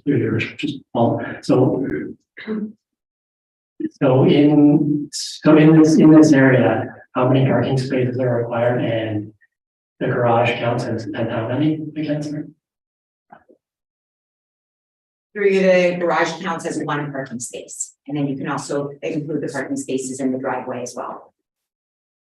3 by 6 size. So one parking. How many parking spaces are required? 2 per lot. Thank you. Any other questions for clarification? I actually have one. Through this discussion, there's been comments about the active living and how it ties in with other amenities or walkway, other areas. Could we just have a little more explanation on how that ties in with this area? So through you, your worship, yes, so Greenhaven Court actually provides, once it's all built up on the west end of that golf course community, does provide a good path all the way to the clubhouse. So there's a pathway right now in between 2 houses at the end of the cul-de-sac.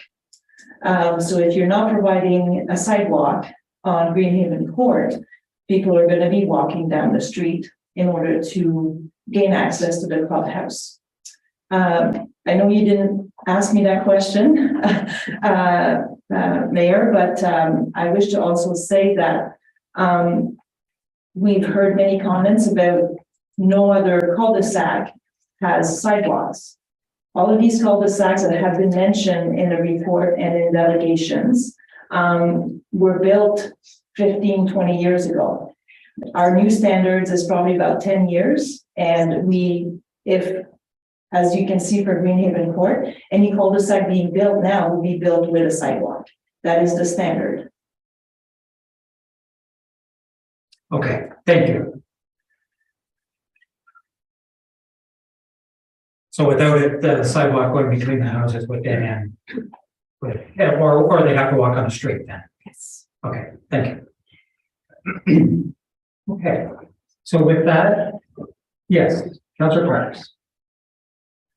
Just for staff, through your worship. Has that information been communicated to the other residents or the residents that are on Greenhaven about the other cul-de-sacs that they supersede, or they were prior to the existing new rules? Sorry. So through your worship, other residents not on Greenhaven or on Greenhaven? The ones that are on Greenhaven, have they been advised that the other cul-de-sacs that don't have the sidewalks requirements, why the other cul-de-sacs don't have that requirement?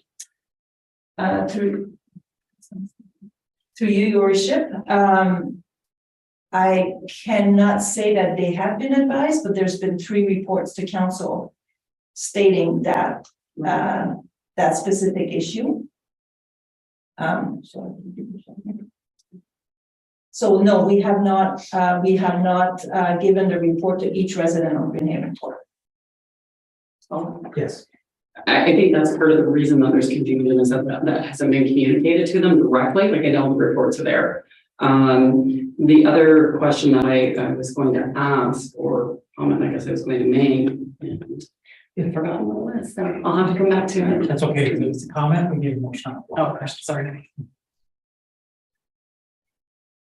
So if there's any other questions for clarification, if not, there's a motion or recommendation, sorry, with the report, or do we have a motion from council? Deputy? Move to receive the report and adopt the recommendation. So moved, seconded by Councillor Broderick. Deputy, any comments? Only that I thank staff for the report, and I think the necessity of the decision is outlined sufficiently in the report, particularly as it pertains to current standards, and also the point about our advisement from legal counsel on the township's potential liability if we remove that from what is planned. Seconder, comment? I would just echo all that, but also again, it's a question of the standards of the day as opposed to the cul-de-sac like Frank Avenue, for instance, built in 58 or 59. The standards are going to be the day standards. So I support that report. Any other comments? Councillor Parks. I just want to say thank you to the staff for the reports. I know this has been kind of a long and arduous process, but I won't be supporting the motion. Okay, thank you. Any other comments? Seeing none, call the question. All those in favor, please raise a hand. Opposed? Motion is passed. Southeast End water pressure constraint update.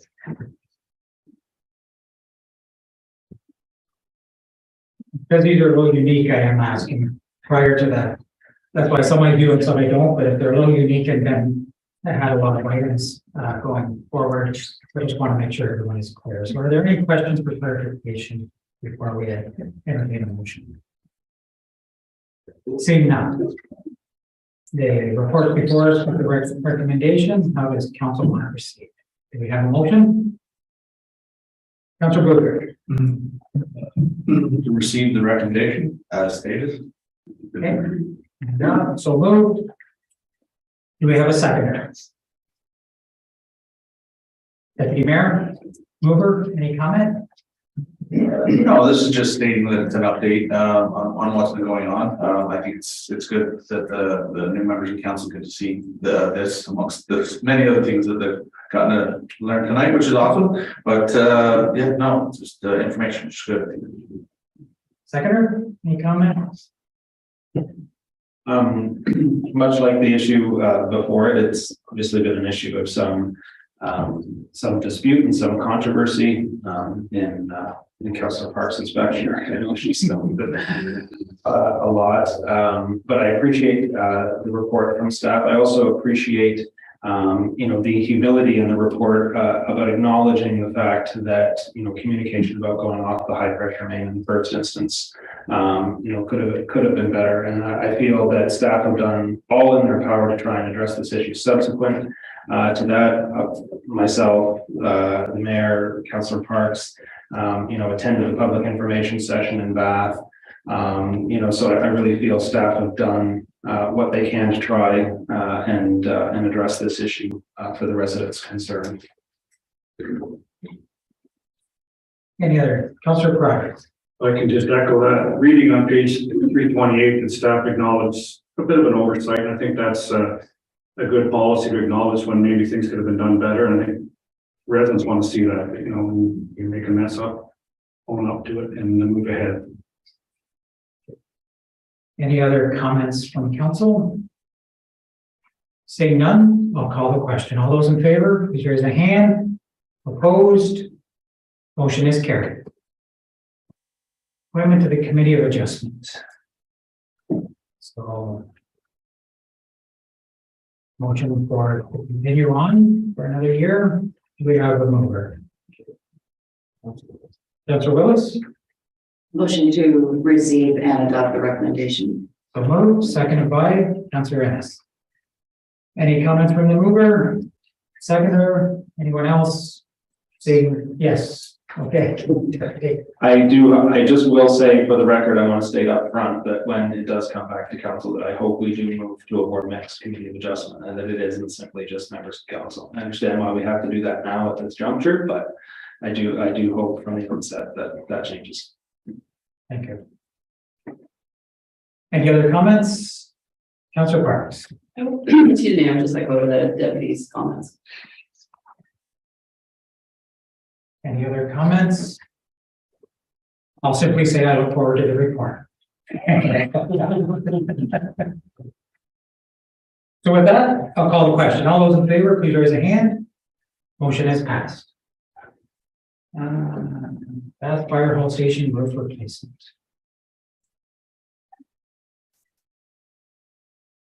We have the report before us. They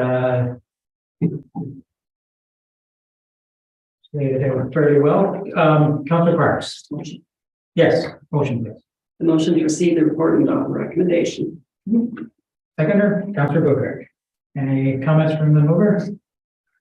Just thanks to the chief and the staff for bringing this forward, and I like the idea that they're looking for funding. Besides the budget. Always look for funding. Seconder. Excuse me, anyone else? Seeing none, call the question. All those in favor, raise a hand. Motion is passed. Wildlife UTV.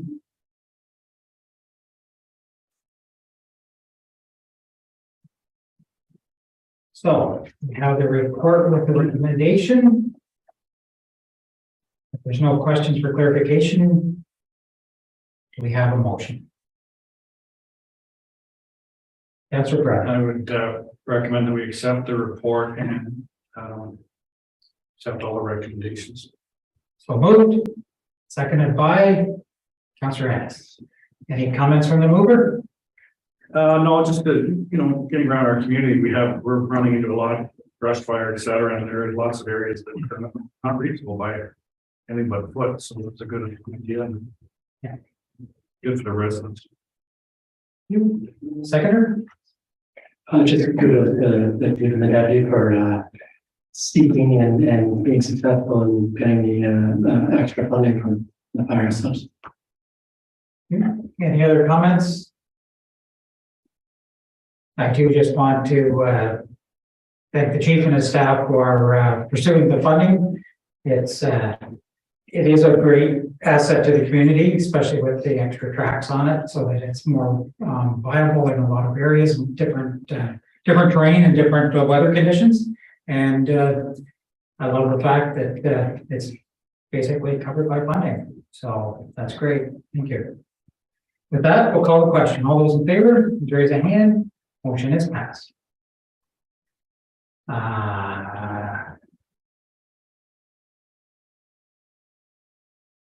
Invitation for consideration. Call for nominations for board of directors. For role. So if anyone is interested in putting their name forward for Roma, if I think we still have a little bit of time. I can't remember the date without reading through it, but if it changed, pardon me, December 23rd. So there is time if someone changes their mind. Is that the clerk's department know, and we can bring it forward because it has to have council endorsement. Okay.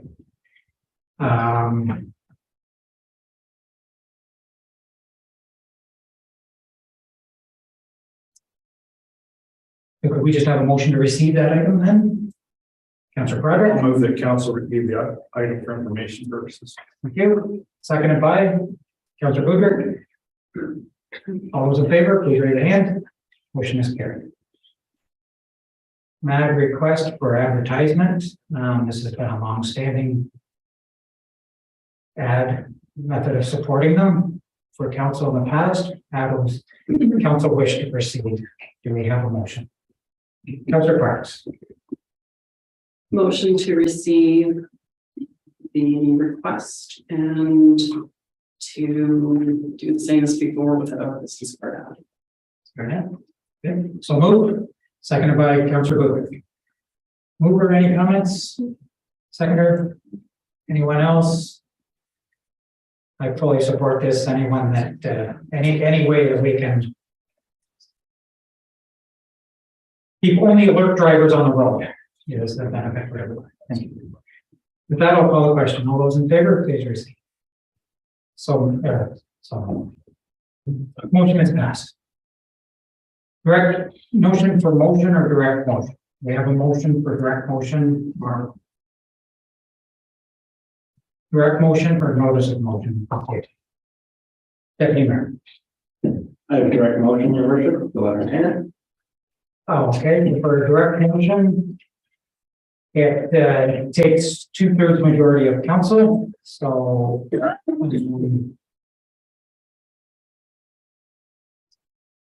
yes. It would take 5. Yes, 5. You read the first one, right? So we know what we're voting on? Yes. Yes. All right. My brain is. Could you please read the motion first? No councillors have a copy before them. It's supposed to be for the public's benefit. It is long.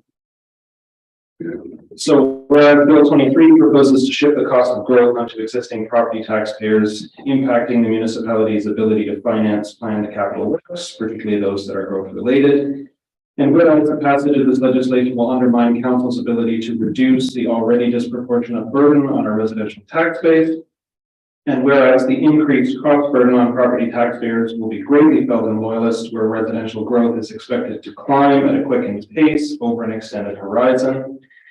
Whereas the passage of this legislation will increase delays in housing construction because of the need for proponents in the municipality to obtain private external peer review services.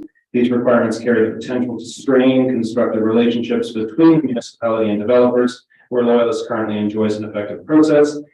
Whereas the passage of this legislation would remove the cost-effective, timely, and objective peer review services that a public entity like Cataraqui Region Conservation Authority currently provides, and with whom Loyalist Township enjoys a very productive partnership. Whereas the passage of this legislation would erode long-standing environmental protections, which recognize the mutual interdependence between healthy human communities and local ecologies, watersheds, protections around which there has been venerable political consensus. And whereas in February 2021, Loyalist Township passed its climate action plan and is committed to implement policies and best practices in environmental sustainability and climate change mitigation. Whereas Loyalist Township is home to a wealth of historic architecture and is one of Ontario's most historically significant regions, This legislation will make it substantially more difficult to protect and preserve the province's architectural cultural heritage, notably disadvantaging sites of historical significance to Black, Indigenous, Franco-Ontarian, multicultural, LGBTQ2SIA+ communities. Whereas the federal, provincial, and municipal levels of government need to work collaboratively and constructively to address the housing crisis with a democratic and evidence-based approach.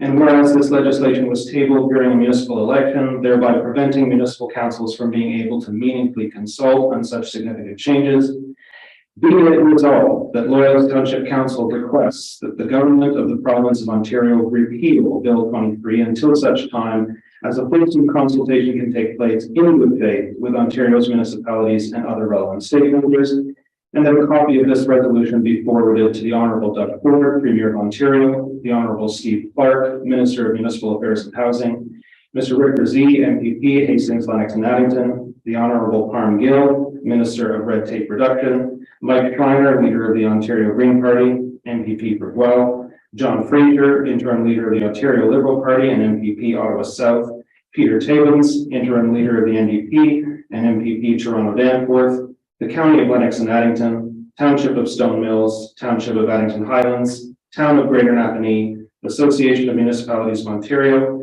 the Eastern Ontario Wardens Caucus, and the Federation of Canadian Municipalities. Thank you. So,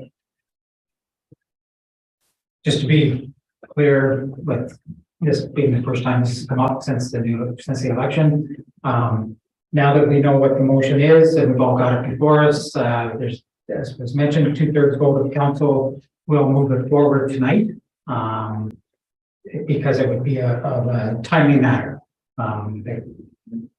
to be able to get the information to the government. So with that, if I'll call the question, and if you put your hand up in favor, that is, we'll go towards a 2/3 vote for it to be acted on this evening. So with that, I'll call the question. All those in favor, please raise your hand. Motion is passed. And sorry, I didn't call the opposed. No, I'm not opposed. Not opposed at all. So with that, it's read. Do you want to make the motion then? So having just made the motion as opposed to read it all at length again, I mean, the motion speaks for itself. I simply think that No, are you just making a statement? I am. Do you want me to read it all again? No, I don't. It's just so moved. Yeah, so moved. Sorry, just trying to. Do we have a seconder for the motion? Councillor, sorry, Crocker. Okay, please proceed. My apologies, Your Worship. My procedural one is usually better than that too. Yes, I simply think that Loyalist needs to add its voice to the many other municipalities and other stakeholders who have serious concerns with the bill. Again, this isn't about partisan politics. This isn't about hostility towards the government. And indeed, I think nobody is denying that we do have a housing crisis, and in particular, we have an affordable housing crisis. And any government should be applauded for trying to take bold action to address it. However, in the case of this bill, there are serious problems that will have a serious impact on our residents here in Loyalist on a number of fronts, which I have obviously tried to reflect in the lengthiness of the resolution based on feedback that we've received as a municipality from stakeholders with whom we are in relationship, such as the Cataraqui Conservation Authority, the Ontario Heritage Trust, and others. And so I hope that this will be able to go forward. Again, hoping that the government hears our concerns and those of other municipalities and tries to take another look at this piece of legislation. Thank you. Second. Again, I would 100% everything that Nathan wrote in his emotion there. Again, you know, the environmental, the growth issues here, taxation, As Ms. David Quantic mentioned, many from a resident's point of view, affordable housing, I don't see how, with an immigration offload of maybe 500,000 people a year, they don't necessarily come to Loyalist. They'll be looking for affordable housing, usually apartments, GTA, Golden Horseshoe. And I think the biggest thing, there's too many unknowns. It's almost like we're going to punt it down the road, and 3 years later, the residents of Loyalist Township are going to get a tax bill that's going to be 10%, 15%, because we're end up paying for things that we didn't necessarily want or need. So I second the motion. Thank you. Other members of council, any comments? Seeing none, I will briefly speak to it that I do support it. I agree there is I believe there is a affordable housing crisis. There are, I believe, ways to resolve that. I don't believe this is it. And just for the mere fact that it was, if I remember correctly, October 25th, the bill was presented the day after the municipal election, and it passed today, the first day we have a full council meeting. So in that, considering that probably all, 444 municipalities are in the same boat we are in Ontario, they probably got very limited feedback, considering that we didn't have councils at the time. So that in itself, I agree with the process of taking the time out, getting full collaboration, and review every impact, whether it's on our residents, financially, the environment, or just the fact that it isn't going to bring forward proper development. I'm not against development, but I most certainly am in favor of proper development. And that this raises a lot of concerns for me regarding proper development. And just so happens, although they're not here to see it, it somewhat does address the first open forum presentation from Ms. Davey Hunter. So unfortunately, she'll have to see it on YouTube now. That ends my statement. So, back to the board. Any final comments? With that, I'll call the question. All those in favor? Motion is carried. Thank you. Any other notices of motion or direct motion this year? Seeing none, move to consent agenda. And I'll read this again. For the purpose of convenience and for expediting meetings, matters of business that are of repetitive or routine nature are included in the consent agenda. And all such matters of business contained in the consent agenda are voted on collectively. A particular matter of business may be singled out from the consent agenda for debate or for a separate vote on the request of any council. In the case of a separate vote, the excluded matter of business is severed from the consent agenda. Each and every matter of business contained in the consent agenda is recorded separately in the minutes of the meeting. So, are there any items that we would like to extract from the consent agenda? Councilor Parks. 21-2. 21-2. Any other items to be extracted? Seeing none. So, do we have a motion for all items except 21.2 to be approved as presented and the necessary action be taken?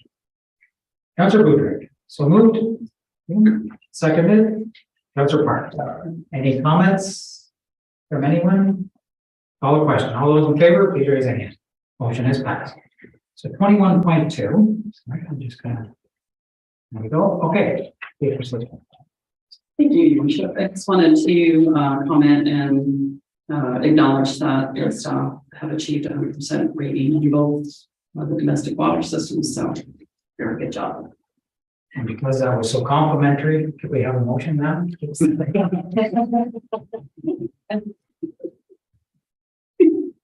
A motion to receive the report with her for information, please. Thank you. So moved. Do I have a seconder? Deputy Mayor. Sorry, I just couldn't, you were, I agree on your second, what you were saying, so I couldn't stop it. Deputy Seconder, do you have any comments? I too, when I was reading that, it, every time we read one of these 100% over and over again, well done. Something to be very proud of.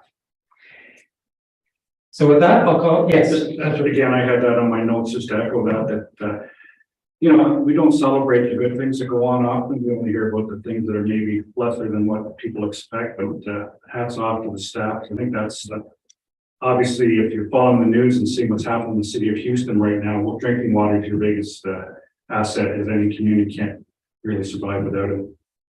Sure. Thank you. Any other comments? Seeing none, call the question. All those in favor, please raise your hand.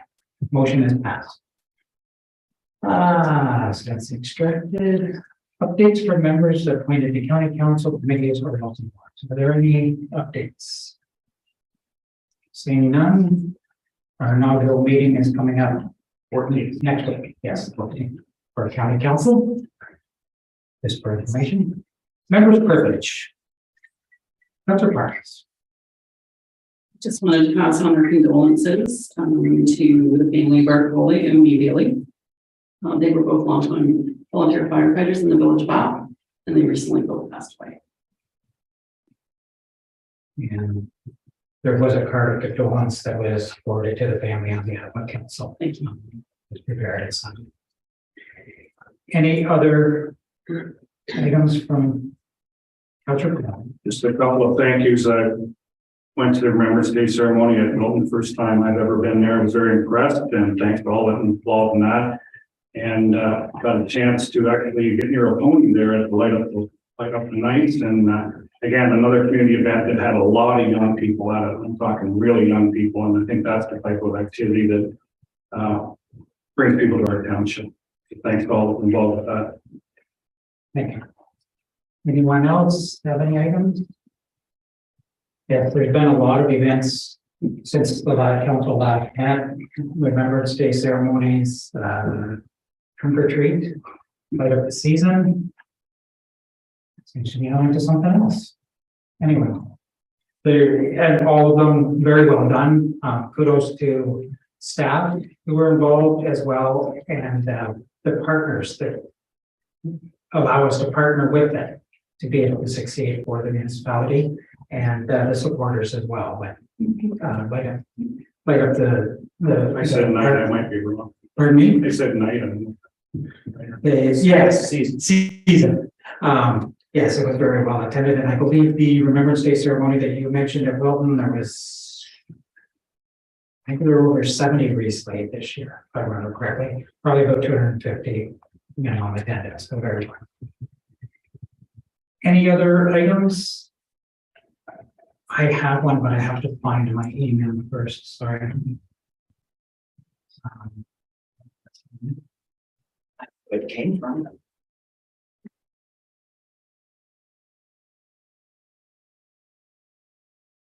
Have to wing it. I apologize, folks.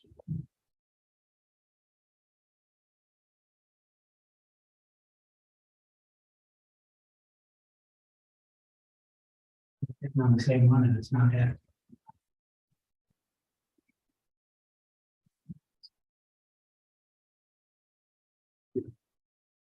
Well, we have to call on some staff.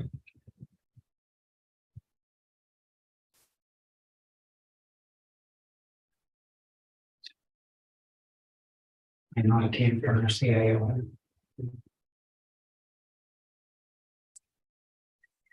Okay, so I can't find it, but I'm sure it came in this morning. We have some staff members that have excelled, and I have the names, but I may need some assistance from other staff members to help me elaborate. I had it all here. Oh, I think I found it. Okay, so we have 3 staff members I just wanted to acknowledge. The first one is David Thompson, our chief engineer.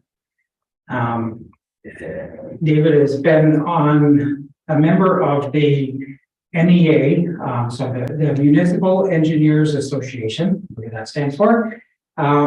He's been a member for as long as I've been around, Dave, I guess. And I remember before I was even on council, I was in the audience and I had witnessed him letting council know that he's been requested to be on the executive, and council endorsed it, and he was on the executive. He's been on the executive several times since, held multiple roles, been on numerous working groups, and its board of directors. So he recently received the NEA Life Membership Award last week at their annual conference due to all the contributions that he's provided to the association, which in turn is to the township and the entire province. So I wanted to recognize him.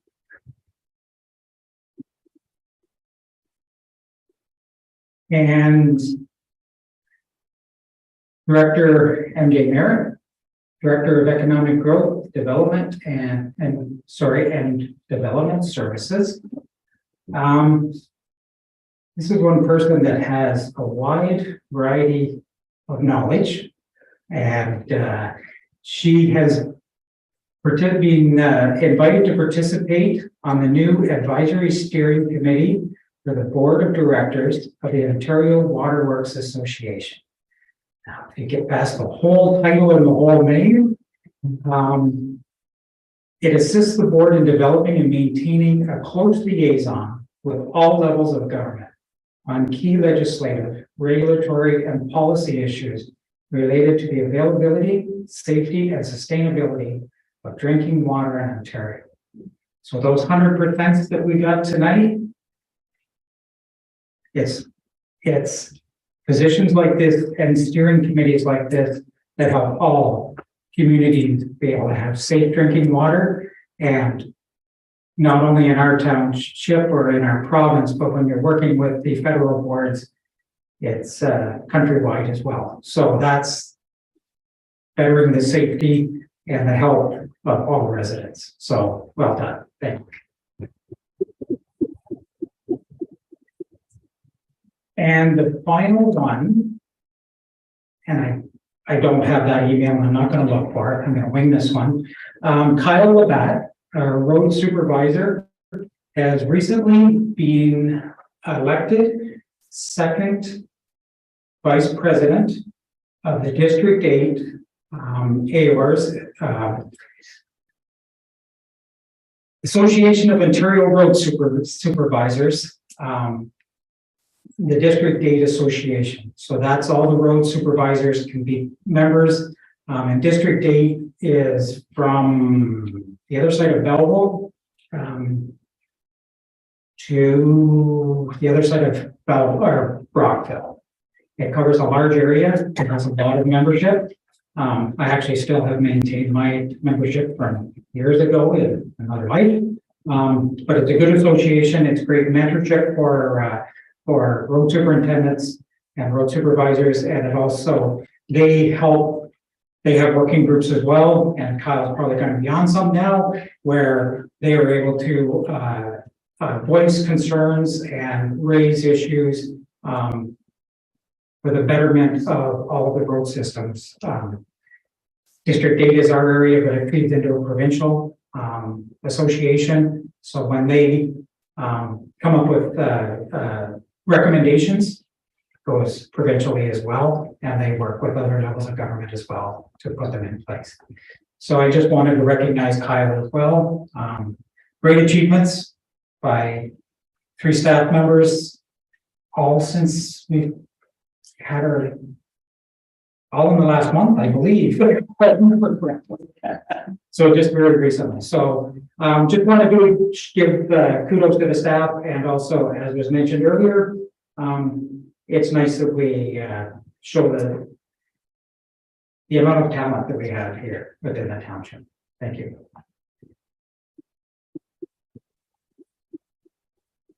So with that, I'll go back to my agenda. And does anyone else have any members' privilege to bring forward? Saying none, confirmatory bylaw. I have a motion for the confirmatory bylaw. Councillor Booter, seconded by the deputy. So I think there's no questions or comments. Call the question. All those in favor, please raise your hand. Motion is passed. Upcoming meetings.